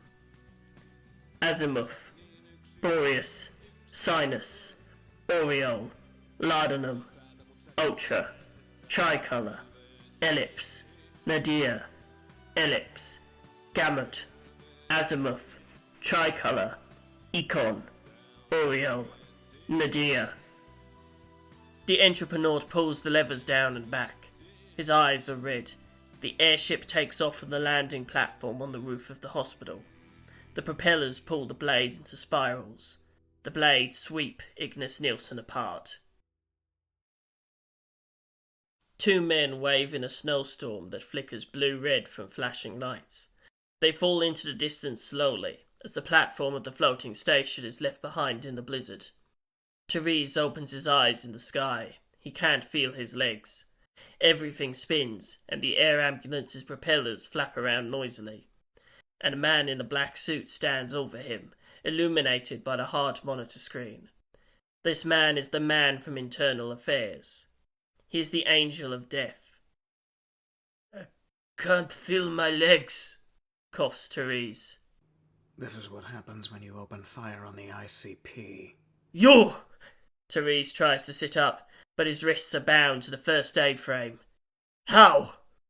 Unfortunately, I cannot answer this question. "Konchalovsky." The former agent sinks back into the frame. "I gave you Ulrich, but Konchalovsky doesn't exist. How could you... Who would... He starts to tear his right wrist from the cuff. You're a drug addict, Mashizek. That's why. People like you are always careless. How many years have you been doing this before that man had a heart attack? 2? 5? The man from Internal Affairs starts to straighten up, but the cuff on Tereesz's wrist pops open, and the man's cannulated hand grabs him by the tie. "You!" Tereesz coughs in his face, his tie clenched in his fist. "You have to help me!" His partner is already approaching with a gun, but the agent waves him back. Wait. "I found things in Vasa about one closed investigation. Direct Trentmoller is his name. He's killed children, 20 or more, and maybe Lund's children too. Please!" Let go. The fallen agent lets go of his tie and collapses. "I have a notebook. Everything is in there. Promise me. I wouldn't have one otherwise. You have to follow up on those." The Angel of Death stands over him and wipes the blood off his tie. The Koiko scrabbles around far below, looking for his notebook. "You could get a medal for this. A promotion for sure." The man from Internal Affairs turns his back on him, and his partner rushes over to tie Tereesz's hand back to the frame. "Please," comes his broken voice over the noise of the engine. Tie fluttering in the wind of the propellers, the investigator looks at the city as he descends from the belly of the airship. Leave it, Mashizek. Dirk Trentmoyer has nothing to do with it. These disappearances have not been reported. A subtle shade of humanity runs through his voice. That's the only beautiful thing about this story. In the foreground, the lights of the hospital's landing platform flash in the storm. In the background, the spiked throne of new skyscrapers rise out of the city's lights. There, an oil billionaire watches as the tiny dot of light from the ambulance airship disappears into the wind on the other side of the Vera River. News thoughts cool before him. Rates drop, and Graad goes to war. General mobilization starts tomorrow. There's not much left. Over 3,000 pieces of disappearance memorabilia spread out behind the man. But now Sarjan Ambrosius considers this view to be the jewel of his collection. A magnetic post shipment, a glass display case that arrived from Voss on the evening train, rests under his hand. It is empty. Chapter 19. I am no joke. 46 hours later, and 60 floors below. The hotel lobby is empty at night, and it shines like a tomb of black marble. At the reception desk, the girl is anxiously listening to the radio about how Mesk's nuclear cruisers are spying from within the far pale, while industrial espionage lurks right here. They are everywhere. The war news is still echoing from the hall when a man in a windbreaker comes through the automatic doors. A storm cloud accompanies him as he rushes in. In the background run the glowing white letters, Hotel Intergrad. The girl doesn't notice him, and the security guard is also transfixed with fear, so the guest walks right past him, into the resident's private elevator. The doors close behind him. Alone in the golden light of the elevator, he flips his backpack over to his chest, the loop still on his shoulders like he was taught in 6th grade. Do it like that, Khan. It's totally spiffin' like that. Khan searches for something in the side pocket of his bag. A bunch of keys come into view with a jingling of metal. Among them hangs the key to the lock of his wooden house in Salem, the jagged hammer for the hallway, and the aluminium mast to lock himself in the basement, all of them useless scrap metal. All but one, a golden key, the bitting of which seems to be sophisticated and high-tech, as if turning such keys simultaneously would trigger a self-destruct protocol, a dead-hand-type perimeter defense, an attack guaranteed even in the event of the High Command's demise in a preemptive nuclear strike. Khan inserts his doomsday key into the keyhole and turns as instructed. Left twice, then right, then left again. Ambrosius, Sarjan, Asturovich is engraved on the copper plate below the keyhole. The hiss of a speaker cuts through the silence of the elevator. Mr. Ambrosius, I was worried. I'm not Mr. Ambrosius. I'm Inayak Khan. The man demonstrates the key, unable to decide where he should point it. He can only see himself in the mirrors, his pom-pom hat askew, and the shoulders of his windbreaker dusted with melting snow. He's unshaven. He looks terrible. I was given this for emergency situations. What's going on now? Why don't you answer my calls? You talk like Ismail. Sorry, what? You talk just like Ismail. Oh, do you remember Ismail? I'm Ismail, replies the faithful secretary, and the elevator jolts into movement. A sense of acceleration goes through Khan. You were worried? Why? Why didn't you pick up? The secretary hesitates. I haven't been in touch with the gentleman for 2 days. The last instruction was to stop all calls and not let anyone in. And that was the day before yesterday? Yes, when the gentleman received your shipment, Inayat Khan. Acknowledged. Khan nods into the mirror, slush melting on the lenses of his glasses. He takes them off and wipes them on the sleeve of his windbreaker. And nothing else has come, meanwhile, from the ICP? As I said, I haven't heard from the gentleman. Right, yes. The elevator cube slides silently upwards, towards the sky. Khan's ears want to close up from the pressure change. He swallows, circles the elevator, then stands facing the door, backpack still on his chest. Mr. Khan? The loudspeaker suddenly crackles. Yes? Please check that everything is fine with the gentleman. Tell him I asked to be contacted. Why wouldn't it be? The elevator slows down. Khan's arms lift from his sides as if he were weightless. Why wouldn't everything be fine with the gentleman? He asks, but the secretary doesn't answer. The elevator doors open in front of Khan. Ping! A beam of light cuts into the dark of the hall on the 60th floor. The wind howls, causing covers to billow around their display cases like ghosts, and the snow blows in. This is how the world's largest private collection of disappearance memorabilia is slowly being buried in mounds of snow. The tapping of shoes on linoleum can be heard. The man from Internal Affairs comes down the hospital corridor at night, a briefcase phone dangling from his hand, locked to his wrist with a chain. A tiny forget-me-not shines on his lapel, a light blue enamel badge. 2 policemen guard the doors of the intensive care unit. One is asleep. Why are you asleep? The Internal Affairs agent leans over him. I'm a Mesk infiltrator, and there's a 5-kiloton explosive in this suitcase. The officer opens his eyes and rubs them in bewilderment. His partner looks on in horror. In the form of Morova Central Hospital, we have just lost an irreplaceable strategic resource. 3,000 citizens of Graad have perished because you didn't do your job. The officer jumps to his feet and puffs up his chest, his expression still confused with sleep. The man from Internal Affairs is unrelenting. What are you standing there for? Does it make any difference if you sleep standing up? Who am I? Where is my proof of employment? Why haven't I presented my guest name tag? The metal double doors swing shut behind the detective as he walks down the dark hall, and the officers in the corridor breathe a sigh of relief. Cubes separated by plastic curtains pass him on both sides. The last one by the window glows with medical equipment. The man turns on his heel and pulls open the plastic curtains. Mashachek, I need you to call your friends. I need you to ask them to come back. Now. There's a morphine drip on the headboard, and in it, the morphine drips.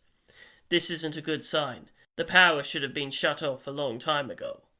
The crushed agent looks out the window, where it's snowing heavily. You have nothing to give me. I don't have to have anything to give you. I know your stories. Not reported. You know nothing about research. You're a Duch, Zara. People like you only haunt. Duch, Zara. They usually bored citizens who entertain themselves by weaving web of lies against all the types of ghosts and spectres that hover through the state apparatus. People like us, Mashizek. People like us are agents of the Collaboration Police. The purpose of the Collaboration Police is not to investigate. The purpose of the Collaboration Police is the continuation of the world in its current form. Mezek turns his gaze away from the window. This world of yours in its current form is one hell of a shithole.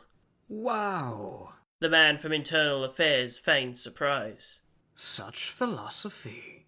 So you like Saint Miro's plan for humanity? The only nihilist here is you, Duch. So you don't like Saint Miro and his plan for humanity? The man's features sharpen as he walks closer to the bed, into the green glow of the heart monitor. But even more abnormal stuff suits you? Or do you not know what company your friend keeps? Your abnormal friend. I didn't know either. What is their hobby? What do they do? Mezek sits up, the bandage on his shoulder staining red with his defiance. You mean Khan? Khan is a genius. You can't stop him. Yes. The man from Internal Affairs shrugs. He knows what he's doing. Unlike you. I would call and ask him to come back now. This concession is enough for the likes of Mezek. I think that's a no, old man. Stop asking. Better turn the morph up. I can't reach it. He sinks into the hospital pillow. Luckily, the spasms of his laughter hurt him, and he can't revel in the moment anymore. I think you've had enough drugs. Drugs, mocks Mezek. The Internal Affairs agent looks at him with disdain. Below him in the hospital bed lays the sweaty body of a man, his bare upper body bleeding, exuding sweat. So you like it here, yes? Are you satisfied with your lot, Konchalovsky? Tereesz floats in the morphine solution. Dark waves wash over him. Flakes of snow fall into the water. He burns cold. A chance! A child's hands keep him afloat by the shoulders. Tiny, strong hands. He's a soldier of love. Yes, he replies and watches the green dot bounce on the heart monitor. Calmingly, rhythmically. It's okay here.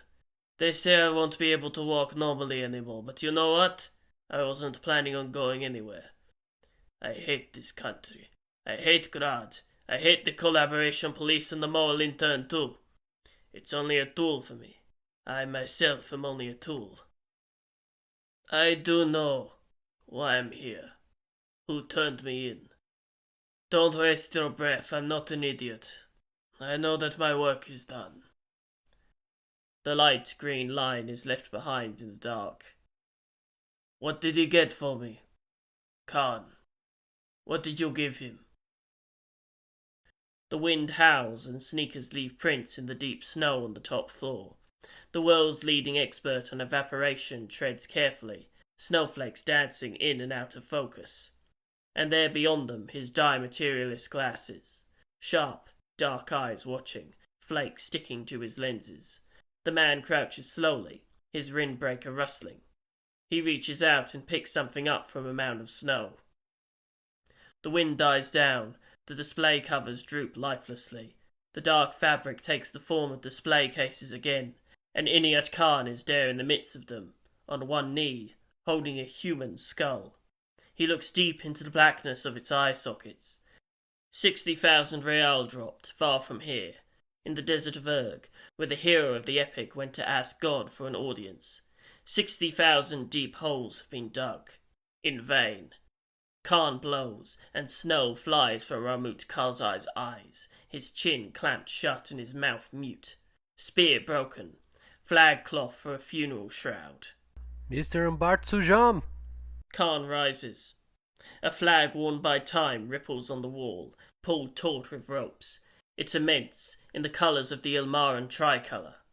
A gust of wind kicks up, and a scarf of the same colours flutters around the man's neck, a hat of the same colours on his head. Ambrosius? Khan goes along, running his hand over the glass cases. The splintered shaft of a spear and an antique rusted spearhead peek out from under the snow. We have to talk. The ominous shadow of the pom-pom hat shifts to the desk, where papers are flying about, and a step pyramid phone is buried in the snow.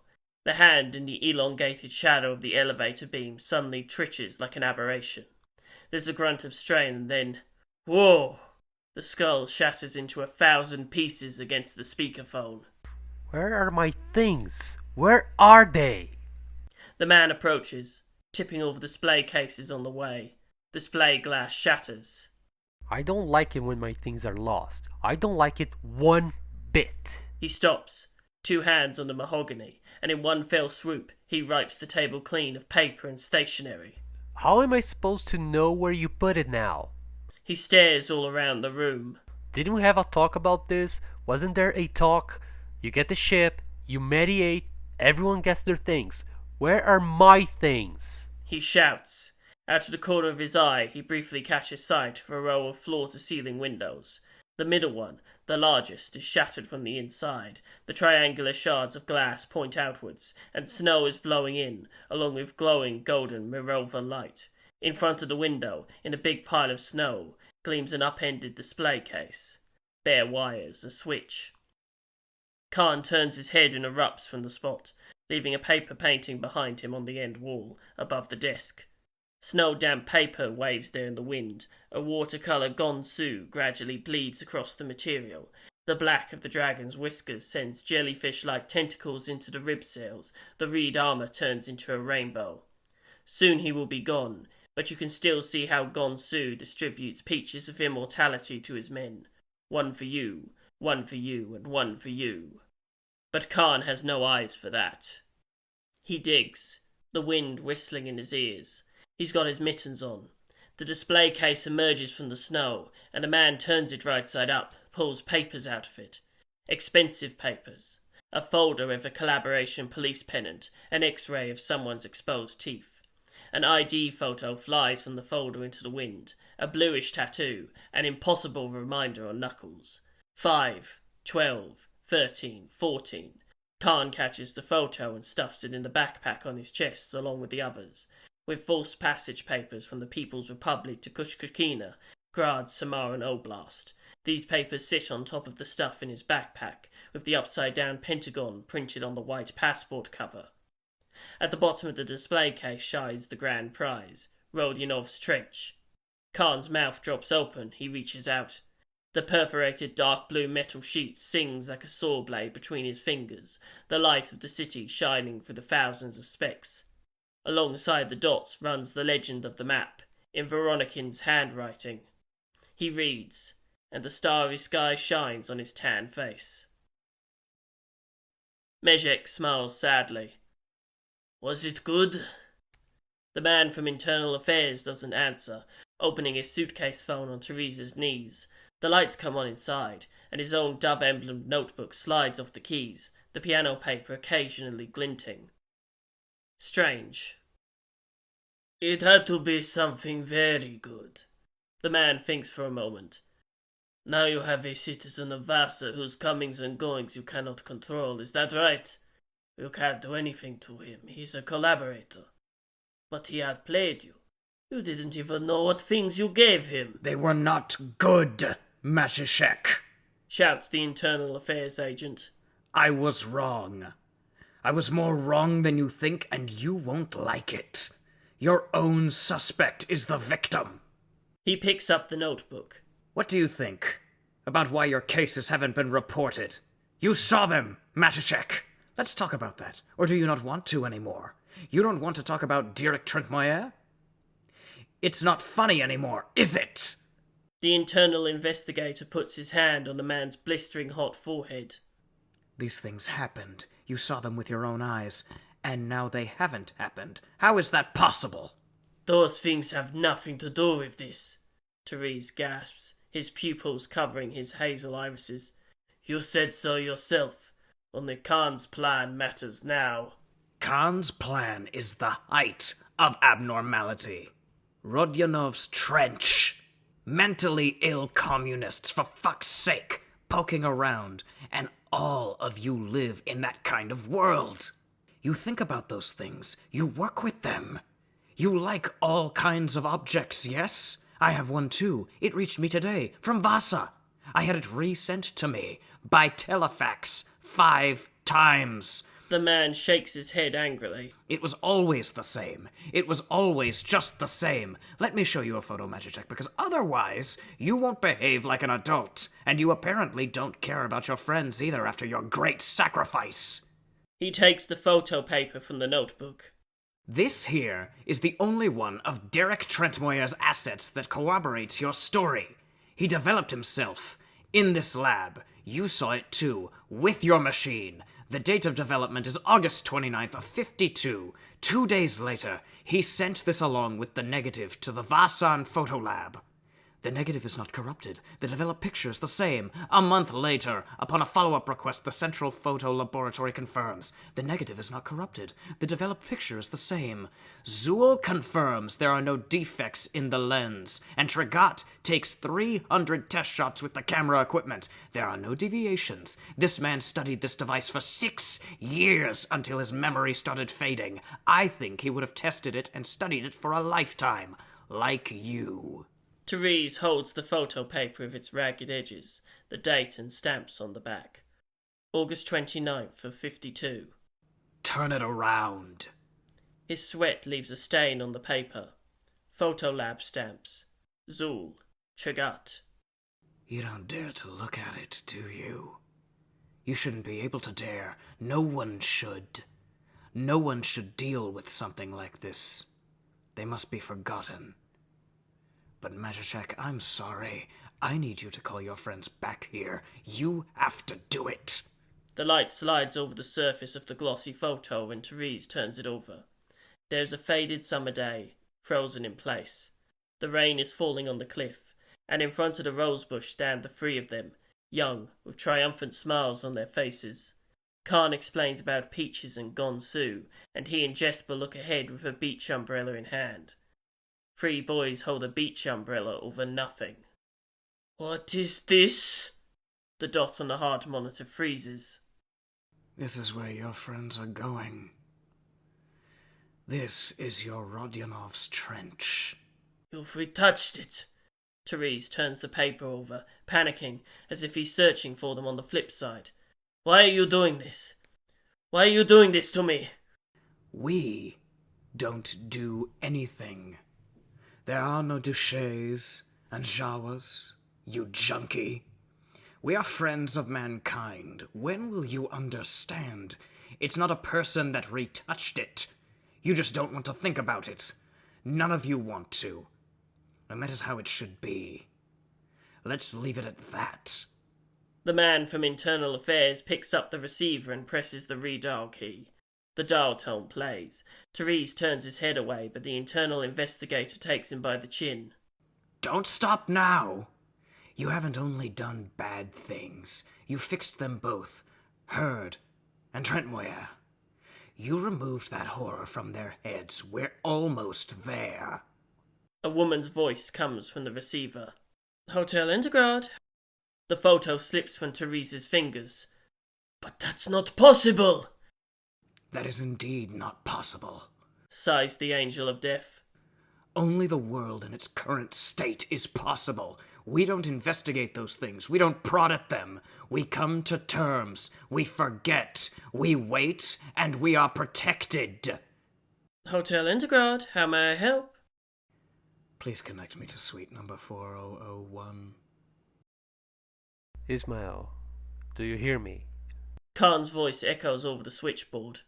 The faithful secretary stands in front of a mess of cables, thousands of metal plugs running into analog sockets. Lights flash. He has a pink shirt peeking out of his jacket collar. With a click-click, the young man switches the wires on the table, with proficiency. I'm listening. The gentleman has jumped to his death. I hope you understand that I didn't have to tell you. I could have just left the building. I hope you understand and call the authorities only after 10 minutes have passed. The gentleman would have wanted it to be that way, so that it wouldn't be stopped, so that the investigation wouldn't waste my time. So decrees Khan, the wind howling in the background. Time that I don't have. Can you understand me? Say that you understand and that you do as I asked. From behind the speaker, there is an intermittent rumble, like crying. Do you understand? He repeats, and the speakerphone hisses, 10 minutes! Very well. Khan turns his head and looks down. The expanse shines beneath his feet. A man who was afraid that the world was disappearing threw himself out there, but for a while now, Khan hasn't feared anything anymore. New lays before him, and thoughts run deep behind his glasses and eyelids. Organised. Strategic. It's a massive rescue operation, and he's made entirely out of it now, with no other thoughts left. They still call him Khan, but in fact he is a tactical guide perfected through 20 years of trench warfare and adaptive manoeuvre, the author and executor of which is himself, the tyrant of love, a total worldview in the service of a single person. There are others, but he can't be stopped. Horrors visit him. Lately he can't even recall their names, he gets their ages mixed up. His companion looks at him before he falls asleep, a vague shape from oblivion instead of a face. A nemetor of horrors, and even uglier are the nightly long-distance calls from the trench. You know who I am, fat man. I'm not your plaything. Leave us be. Harry cried when he woke up, but it doesn't happen anymore. Countermeasures have gone into effect. He knows what happened, and he will remember. Forever. So stands the man at the broken window of the building's 60th floor, a turquoise orange-violet shroud fluttering from his shoulders. He is a superhero. Girls, he is coming to save you. He walks with his overfilled backpack across the snow-covered floor, down the fire escape stairs. There he exchanges the resident's private elevator for the guests. He descends 19 floors with a Vespertine businessman and his escorts, conjures a smile, then steps out onto the 40th and wipes it from his face. Half an hour before the electrician has broken into the elevator doors downstairs, and 45 minutes before Khan steps out of the parking lot and onto the snowy street. He enters the suite booked under his friend's name without taking off his shoes. It's dark in the hallway. Khan doesn't turn on the lights. He knows what this means. 3,000 real worth of worn smooth suede shoes huddle on the shoe rack. A beige Perseus black peacoat splattered with blood hangs on the coat rack. It's become too morbid for Jesper. The phone rings in the empty rooms. The man follows it into the bedroom, where the bed is made, the air is fresh, and on a cubical white table in the middle of the room sits a dark step pyramid. It's built from stacks of jet black cash. Khan unpacks the backpack on his stomach, moves the shroud to the sports bag, and starts to load the stacks of money into his rucksack, accompanied by a cold ringing. 100, 1,000, 10,000, 100,000, 500,000 real, 800,000 real. Tereesz's service weapon rests beneath it all as if in a tomb. The nickel shines in the dim light. He puts it on top of everything else in his backpack, then gets up. Khan looks at the phone on the empty table. The red light blinks on and off along with the ringtone. It stops for a moment. Half a minute passes and then it starts again. The man puts his hand on the receiver, thinks. His fingers get sweaty. He picks up the receiver and places it back on the hook. Then he picks it up again, this time placing it against his ear. Dark yellow fingers move on the buttons. When the series of 16 digits is finished, there is silence from the receiver, then an intermittent dive tone, a signal to another world. And when the receiver is finally lifted on the other side, the pale fills the entire room. Connection, like a distant ocean. The voice is barely audible in the breaking of the waves. Hello? Mom, I'm not coming home anymore. 2 months later, 4,000 kilometers to the north. on the other side of the Yucatan Reserve. The former taiga of northeastern Graad stretches to the curve of the horizon, silver growing pale in the immeasurable distance. An 800 million hectare sea of trees raves in the wind in front of him. The world, the snow-speckled expanse, breathes oxygen into the winter evening atmosphere. Even the indigenous people are forbidden to go here. All of Graad breathes these icy cubic tons. They are its lungs, Graad's lungs. Hydrometeorological reserve, oxygen park. A storm-grey motor carriage stands on the forest road at the edge of a large field, the cabin lights dimming inside as the lead-acid battery slowly discharges. The glass domes of the headlights fade into the twilight of late December. A pump cord winds out of the machine's oil tank. A 34-year-old man holds an empty canister in his hand. The snow-white interior in front of him smells of fuel.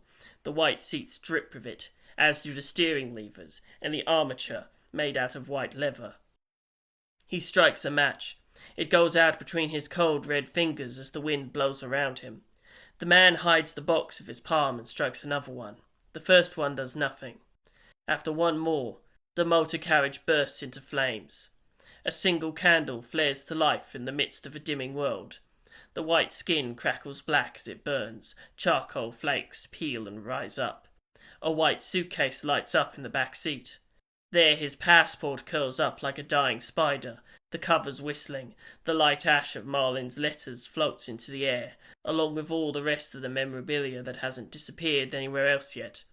The drawing lights up before his eyes. The birthmarks on Annie's back disappear. The heat washes over the man's face. He closes his eyes. The speck stands there for a moment, and the pair of eyes, the exact colour of which he's no longer sure of, a face that no longer comes to mind. One kiss with the teacher's daughter in the twilight of the forest, which his tongue cannot remember, but without which he himself would be unthinkable. It all fades. The former interior designer pulls back his lips, rubs his bleeding gums with powder, and throws the rest of the nose candy into the burning motor car. It sparkles when it catches fire. Then he picks up speed and leaps across the iced-over stream. Below, a tuft of reed sticks out of the ice, behind which a forest road meanders. In front of him lies a meadow of fumitories. It snows above the meadow, and the sawtooth-like wall of spruces behind it, a zigzag dream. Bands of snow drift from tree branches into the wind like wedding ribbons. He goes, a lock of blonde hair fluttering on his forehead, his eyes bright blue and damp from the wind. He wears a snow-white pea-coat for this occasion, and he has shoes of white chamois on his feet. The corners of his coat collar have silver anchors, a nautical motif. His silhouette glows in the dim light, slender as a surfboard, water bottles clinking in his messenger bag. No one knows where he's going. No one knows where he is, a tiny shining dot in a wide field of frost. And on the other side of the field, the forest border is waiting. The twilight under the trees is filled to the brim with oxygen. It has invited all conscious life inside. He enters. The carpet of tree needles is springy under his feet. The wind dies down, and no bells ring there. No one's voice. It's better this way. It's right this way. A charred motor carriage is left behind on the roadside. A month later, 6,000 kilometres to the south, a metro train whizzes through an underground tunnel. The carriages are empty at night. The steel whines. Khan leans against the door, backpack on his back. He looks down at the line of carriages twisting in the bend, the steel stomach of the metro. Only a few people sit there, under the lights turned to economy mode. The nation of Graad is at war, and going out at night without a special permit is prohibited. One night, when the officers came to beat him with rubber batons at the train station, Khan bought one for himself. Now he sleeps on station benches and at the tables of all-night cafes and avoids hotels. People have a habit of getting lost there. The yellow light of industry pours in window after window as the metro train exits the tunnel and climbs up onto a bridge. Down below runs the blackened undercurrent of Periminara Vera, with a rainbow-coloured layer floating on top. Ahead, on the banks of the river, rise the giant cylinders of gas storage tanks, the rows of floodlights for the cucumber plantation. And there, the hydroelectric plant. This is Polyfabricate, Tyrannopol, the type of human settlement after the metropolis, the penultimate stage of development. The part that Khan had visited once before was Lenka, the capital of Zemesk. František the Brave was born there, and Tereesz Majek too, but by then Lenka had already been swallowed up by the tumour for some time. Graadian researchers predict that within the next 10 years, the polyfabricate will grow and merge with Morova and its suburbs to form the last stage of the development of human settlement, the uninhabitable part of the geosphere, the zone of ecological disaster. The necropolis. It won't get to that. Long before that happens, the Pale will have wiped out this part of the country. On the horizon, above the bay, the black hulls of Graadian cruisers drift to the northwest, swarms of destroyers spilling from their bellies like spores. These are reserve forces. Tonight, Mesk's fleet had invaded the Graad Isla, the home Isla. There's no good news from the Holodania Zemlya Oblast in Katla either. The castling approaches over the Boreal Plateau. 35 million people are listening to the war news via broadcasting, outside the train window in the polyfabricate. They're all Koikos. Only one doesn't listen. He already knows what will happen. This man is a nihilist, and he's the person that Khan has followed here. Khan steps out the door at the stop and zips up his jacket. The platform is empty and quiet with the chill of the late southern winter. Poplar trees rustle in the wind. Industrial ash falls from tree branches. The man descends the rattling stairs down to street level and passes between half-dilapidated shacks. The waste facility towers above, an invincible monument, its silver cylinders gleaming under 5,000-watt floodlights. The street itself is poorly lit. Wooden houses line both sides of the road and ice crackles underfoot in mud puddles. The road is unpaved. Khan stops in front of a 2-story shack in particularly bad shape. The wooden facade of the building creaks in a gust of wind, threatening to collapse on top of him at any moment. He checks the address written on the back of his hand with a pen, then goes up the stairs, into the cat piss and ammonia-scented darkness of the hallway. A match lights up, and 2 tongues of fire dance in the curves of Khan's lenses as he searches for apartment number 3. There, an old man in his underwear comes to the door, his skin drooping on his chest as if embalmed. Once he had been young and charming with his radical worldview, laughing at everything and everyone, and calmly accepting the little things that would derail an ordinary person. That sort of clowning around, together with the social guilt characteristic of a Nordic woman, earned this Koiko the best luck of his life, Zygi's mother. However, the marriage turned out to be a farce for him. Moreover, she didn't allow herself to be disciplined whenever Zygi's nihilistic father wanted. Zygi wasn't disciplined by his father. His father cared for him, enough to leave the boy behind in Vasa anyways. The nihilist, fond of dishing out abuse himself, went back to the polyfabricate, lifted weights, and kept his health in order to live to be 100 years old, like a true nihilist, savouring every nasty hour, knowing there are many more to come. All of this is clear to Khan. He has it in a folder in his backpack. He wants to know what happened when Zygi came to his father in Graad 3 years after the girls disappeared. What had happened between Zygi and the girls, what he left behind. The Koiko runt leads him to the kitchen, between the unwashed dishes. Khan throws a bottle of vodka and 100 real on the oilcloth-covered table. The Koiko runt unscrews the cap, a shot glass pinched between his middle and index fingers.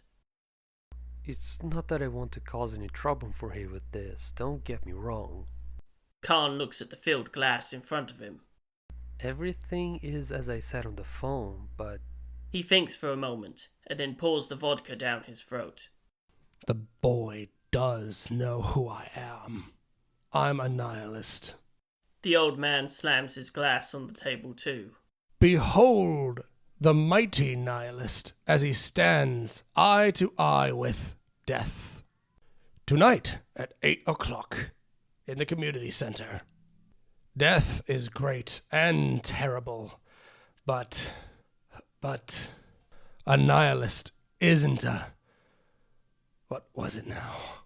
He puts his fingers to his mouth and tries to remember. But the spirit doesn't return. The mood is spoiled, and his body sags from the shoulders. Soon it'll be over. What's the difference now, anyway? The old man nods towards the door.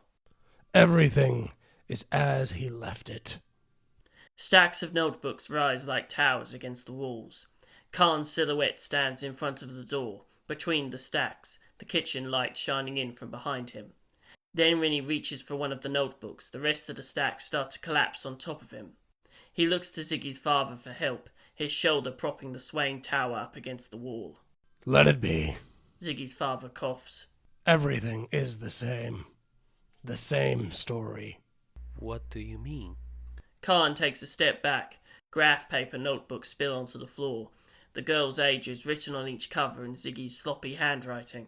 5, 12, 13, 14. One and the same story, I tell you. The Koiko runt turns his back on Khan and sits down at the kitchen table. A weird tale. It's a rather weird tale for all of us. And does it have a happy ending? Now. Khan begins to pack the notebooks into his sports bag. As he stands in front of the door with his bulging bag over his shoulder, the Koiko runt is still looking out the small window of the kitchen. They want to sink this world into the Pale, you know. The Mesks, they say on the radio the Munjas are coming. That we all just stand there, mouths agape. And they make sure we don't choke on our own tongues as they feed us. A failure. It's no longer nihilism. It's a farce. I've seen it. It's the protein mass quarantine of Lomonosov's land. It wants to turn the whole world into Lomonosov's land. Khan taps the toe of his shoe on the doormat. Well then, I guess I should head out now. Isn't he a disappointment? This Saint Moreau. But, you know, boy... The old man looks at Khan, his eyes shiny with vodka, black as a horse's. I think there's more to come from there. The lights in the carriages go out in front of Khan, one after the other, as the tunnel swallows the train.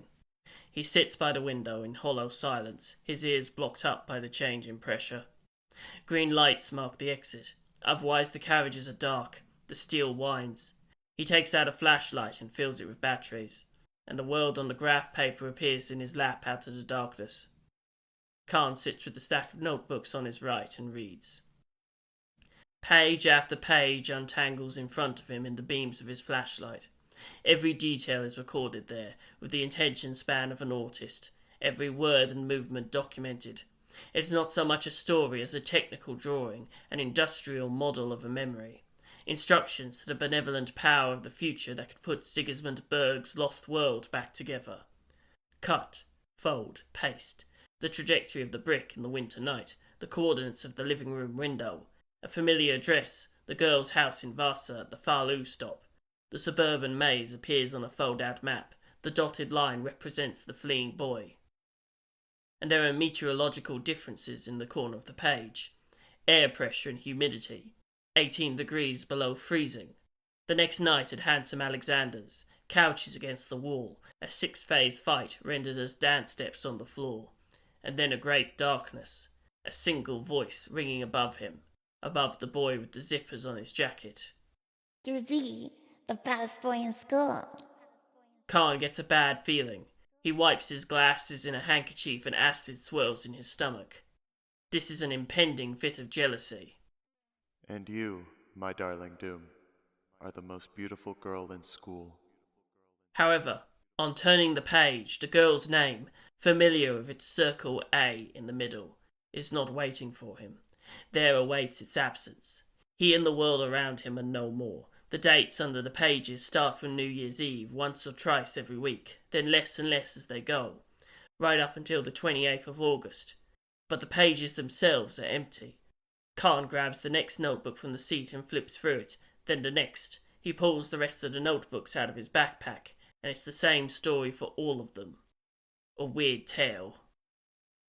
The platform light turns the carriages wholly as sieves. It radiates in from the rows of windows, window by window. Khan lifts his head and his glasses flash. 2 glowing portholes, the final stop. He doesn't understand. A fat idiot in a light blue cravat. Somewhere out there is Sigismund Berg, who knows that only shells remain of his tale. The magnetic tape hisses, the heart spins alone on the plastic disc, and the numbers, he has them too, inseparable from the world until the end. He catapults towards it through the pale superdeep in his steel apricot pit. Khan's own memory, however, is distorted in his head. The backups have been deleted, one after another, leaving him alone. He can't bear to carry it like this, but he can't live without it. That night he sleeps in the station's toilet, in a cube with cardboard-thin walls. He is curled up against the wall and locked the door. His body is covered by a tricolour shroud, tattered by time. The tassels sweep the floor as the man tosses and turns. He can't sleep. Something is wrong. Something is very wrong. Talk about something. You always have such awesome presentations in history and science classes. The man opens his eyes and looks into the expressionless lump of a face, smooth blonde hair falling on the tile. The child is resting on the floor, directly opposite him. Doesn't breathe. Doesn't smell. Where are you? Low vibration. The invisible companion doesn't respond. Khan pulls himself into a ball as tightly as possible, but the cold doesn't leave his body. He repeats, I'm at the end of the world. I'm at the end of the world. 21 years ago, little bare feet walk down the stairs of a private house in a suburb. It's the night of the winter solstice, and blood vessels run beneath translucent skin. Each nail is a crimson jewel. Her toes curl against the chill of the steps. Dark green eyes. The hem of her nightgown flutters around her calves in the breeze. This is how Malin Lund steps downstairs onto the carpet. A broken window shines in the dark room. Its curtain swells like a sail, a brick lays on the floor, and the front door stands open. She herself is a mirror, and in her is a perfect copy of the world. But something is wrong. Always has been. Her surface is flawless, preteen, sparkling clean. It is the light that's mistaken. It is the world itself. Two young girls step next to the third in the dark. At the cusp of the oldest one's hand, the fourth, a tiny, good fairy godmother, points towards the window with her wand. The window hangs like a cracked smile on the frames. Look! Look! She says. It's going wrong! Chapter 20. Light shines through everything. Revachol, 75 years ago, 2 years before the turn of the century revolution. From the main hall of the symphony, applause echoes to the back of the stage. The ovations are mediocre for a first performance, and the second encore doesn't happen. The first one was brought on by the clackers. Already the string section is exchanging their evening gowns for street clothes on silver round-armed sofas. Outside the window, the late January sky is dyed blue, and in front of it stands the Comte Émile de Pérouse Maîtresse, in a black redingote, a dodecahedron in his hand, and his finger-waved hair mussed from conducting. Émile is a contradictory character. He is an aristocrat, the Comte de Pérouse and the Comte de Maîtresse, but his hatred of the bourgeoisie, which have usurped the upper classes, makes him a proletarian and therefore a revolutionary. In the course of his life, Émile has also come to think of himself as a composer. He has a morbid thirst for fame, but he's determined to win the hearts of the people with his dodecaphonic works. The Comte's sound is based on a strikingly modern geometric symbolist system of harmonies that has nothing to do with the music of the rest of the civilized world. To the human ear, it sounds like unacceptable screeching. Émile considers the tonal traditional sonority to be womb-shaped, a soul-soporific babble. The music of amoebas. He conducts his own works. No one else is able to, or even wants to, using a cardboard dodecahedron instead of the traditional baton. The man's cheeks flush with excitement. The dodecahedron trembles in his hand. Am I going back or what? He exclaims. I am. He storms across the room as if driven by a fever. At the door, the director of the symphony orchestra stops the Comte in his own discreet way. I don't know. I don't think there's any need to go. Why? The man doesn't understand. A virile smile appears on his lips. But they're calling for me. It was tremendous. Tremendous. The director scratches his head. Well, it was something, but you already went out there once, and it's not a good idea to test the politeness of the audience. The hall has quieted down. The wind blows outside the window. Well, I don't think it was half bad. A fat colleague puts his hand on the Comte's shoulder. It was a good idea. The execution could have used a little polish. But you know, by the end, it all came together nicely. So what if it doesn't get a repeat performance? You'll polish the next one to a shine, and then it'll happen. So says the man who mainly writes flute concertos and solo pieces for flutes. Yeah, the next one. The director is still scratching his head. Perhaps it would be better if you didn't write about that. The Comte hears him whispering to the critic. The Pères Maîtresses have been generous to our institution over the years. The excitement on the Comte's face turns into a malignant tremor. His smile is faltering.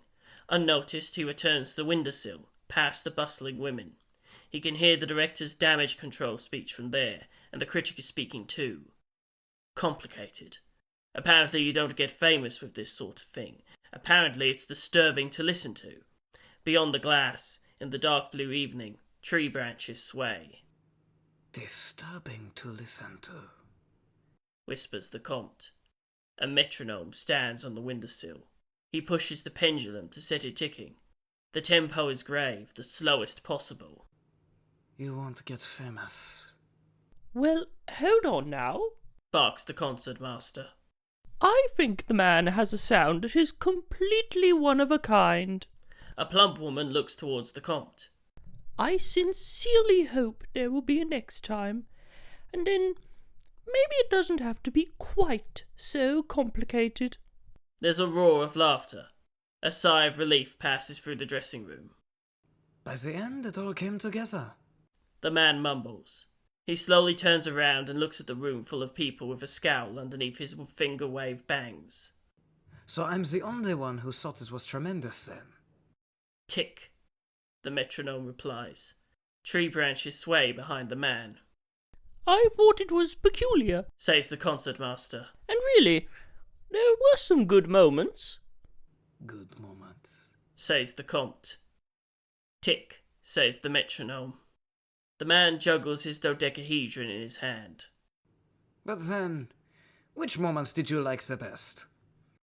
Well, the beginning of the second part was beautiful. The woman picks at her violin case. And... tick. Tick. Tick. Azimuth! Someone claps their hands together in the silence. Tick. Poro! Sinus! Eyes aglow like lightning. A tiny man strides across the room. At every beat, he claps his hands together, and with each step, says a word. Nadir! The little man finishes and bows to the Comte. Every single part was absolute mathematical perfection. Don't do the next one, don't ruin it. Disappear, it needs no more. The man clenches his tiny hands into fists. The elbows of his velvet suit have patches. I'm going to Graad, he tells the room. In 2 years' time, a revolution will begin in Mirova, sweeping across the land like a thunderstorm, and its failure will usher in the next century, the century of the twilight of the human mind. Each succeeding year darker than the last. He creeps around the room like ball lightning, threatening to pounce onto someone's face at any moment. From the end there to the polar north, that music will resound. It will play on future phonographs, on magnets. Yet it does not come from there. You'll be famous, Monsieur Maîtresse. Your music will reach us from the true end, even further beyond there, where all matter is but memory. So sounds the white light that shines into every dark room, turning all revelations into nothingness. He rises up on tiptoe, under the critic's nose. All revelations, I said, turn to naught. Tick. The small man turns his head around like an owl. His gaze searches for a lightning rod and finds it in the form of the Comte. A grin spreads across his face. The Comte gasps. So, I'm still going to become famous. Do you really think that it's going to happen? I am sure of it, because beyond the light... Eon! A child's voice interjects. Eon, let's go already! A little boy, dressed in formal wear, stands by the door. You have to excuse me. The man squeezes the Comte's hand. It was an honor to meet a man whose head is the receptacle of sound so bright that in their light the memorial nature of world becomes visible. Wait! The author winces. He pulls an ordinary pen out from the bottom of the inner breast pocket of his redingote and uses it to autograph the dodecahedron. He's been practicing this for a long time. What name do I make this out to? Ion Rodinov. The man smiles. He's excited. You don't happen to be writing anywhere, do you? Oh no, I'm not a critic. The man replies, his eyes sparkling with admiration. I'm a maths teacher. Who would have thought? Snaps the puffed up critic by the door. But the teacher walks past him, paying him no mind. He takes the hand of the little student standing in front of the door. Come on, Ambrosius, he says. Isn't this a beautiful polyhedron? A month later, 800 kilometers from Revachol, at the edge of Insulinde on Les Eminentes Blues. The yacht's sail catches the wind with a vengeance. The canvas flaps and the howling of the wind is deafening. It's a night at the end of February during Madrugada, the final dark blue hour before sunrise. The silver ocean lies beneath the dark blue expanse, a lone yacht manoeuvring through its cracking ice sheet. An iceberg passes by the railing, steaming in the dark. On deck stands Comte Emile de Perouse Mitrosy. He's still in his black redingote, which is unwashed and worn. The man's hair flutters in the wind. His hands are red from the cold. They're frozen to the helm. Kill yourself, Revachol. Kill yourself! He roars into the wind. I know that it's tremendous. And the world knows that it's tremendous. Who even are you anyways? The ship crashes into the ice sheet. A deafening screech sounds against the wooden hull. With his teeth, the Comte tugs the cork from a bottle of spirits. Complicated. He growls and takes a swig. I bring you some music of the spheres, and it's too complicated? You're complicated, you cow! In front of him, through the vast, ragged world, the sun rises. It is a vision. A bright grey light radiates in wisps as cold reefs.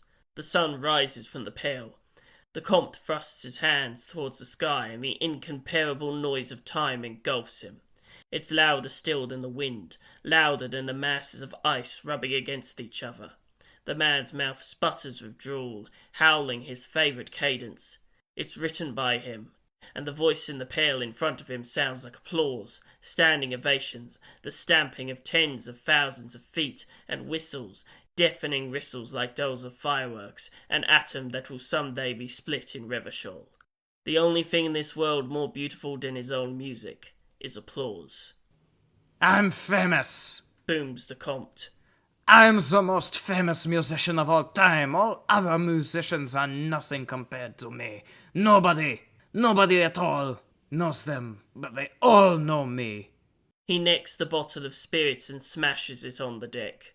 Millions love me, he exclaims, and deliriously throws his hands in the air, towards the pail. Millions and billions and hundreds of thousands of billions of young girls in love. They love me and my 12-tone melody. Love is everything. Love is light. Light, and past that, nothing.